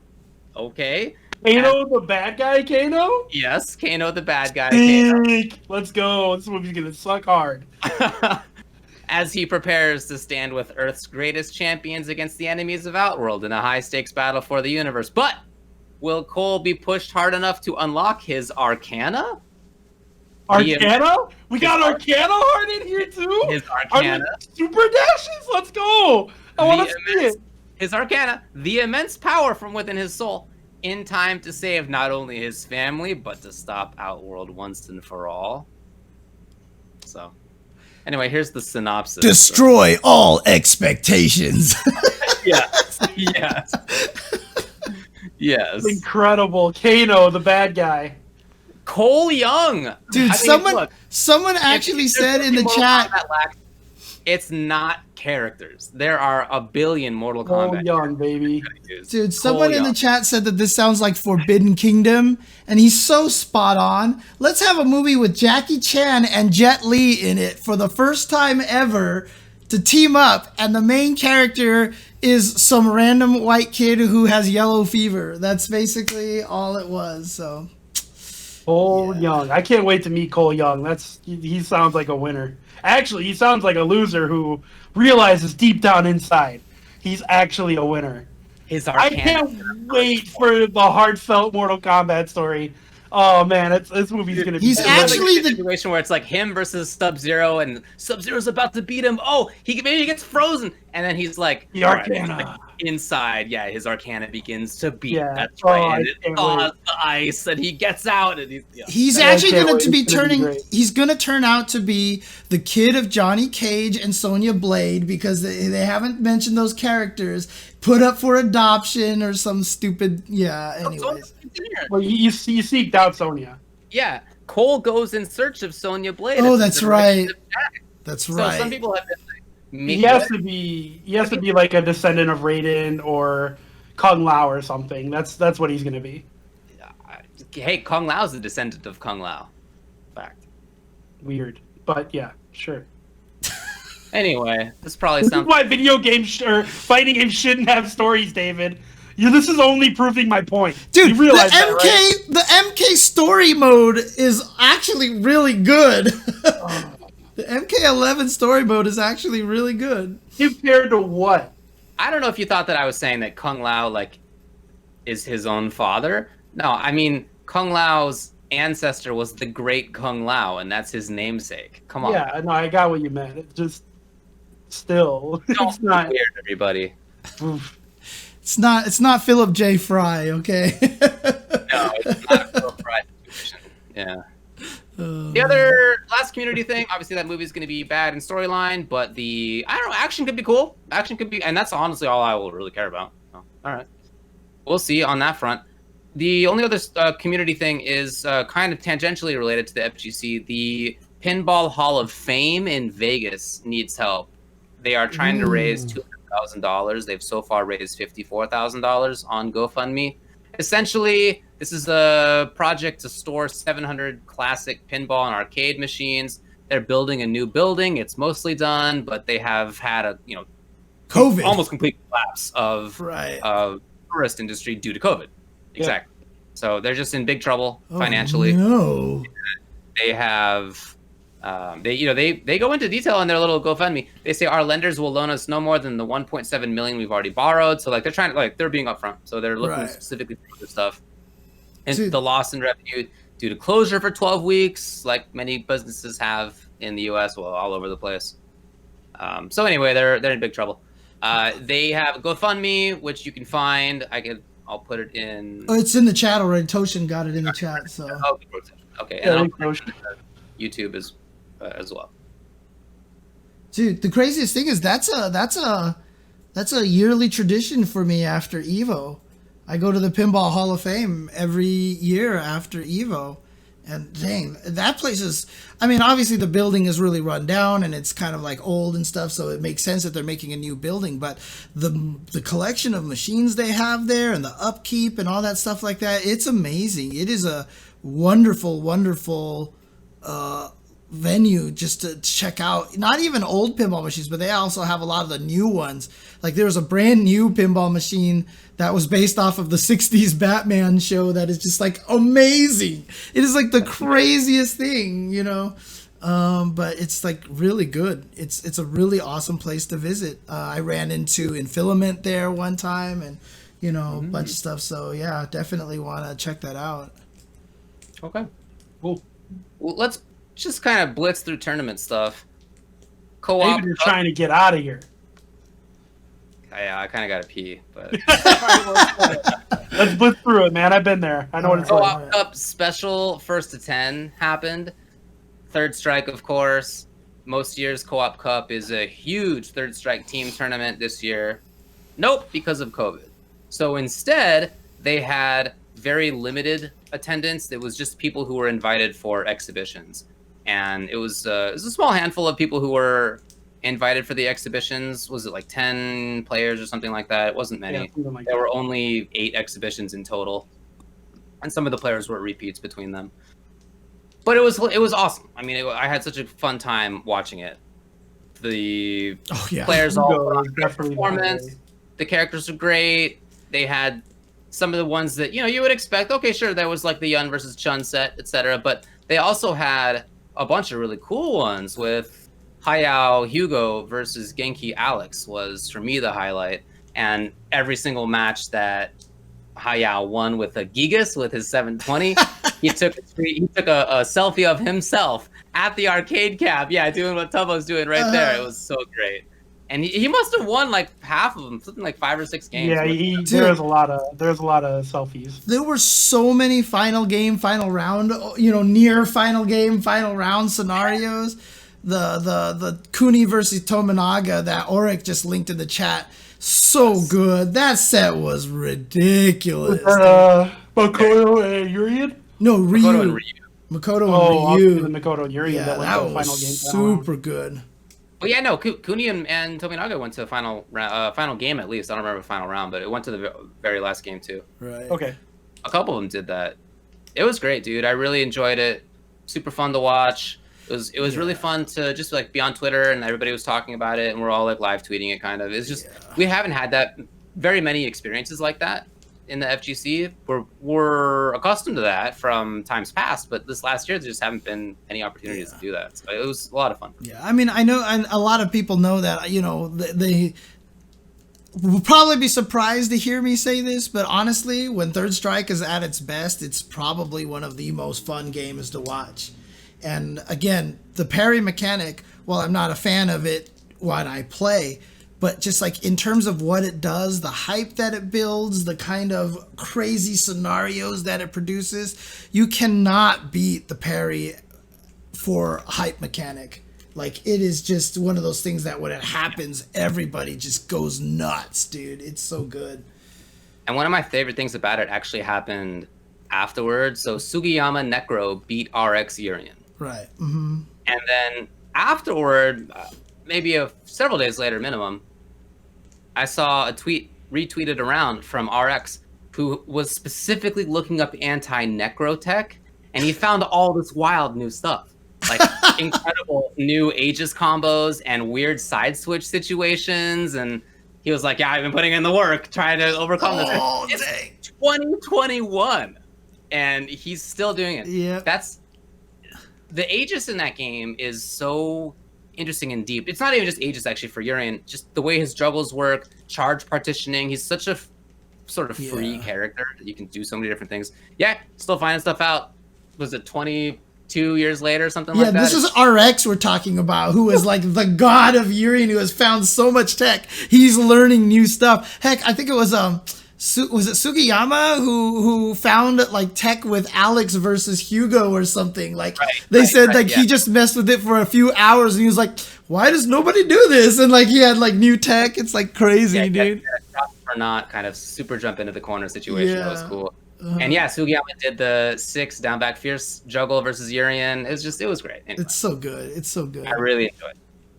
I also wanted to shout out briefly the Mortal Kombat Pro Competition North America happened this past weekend.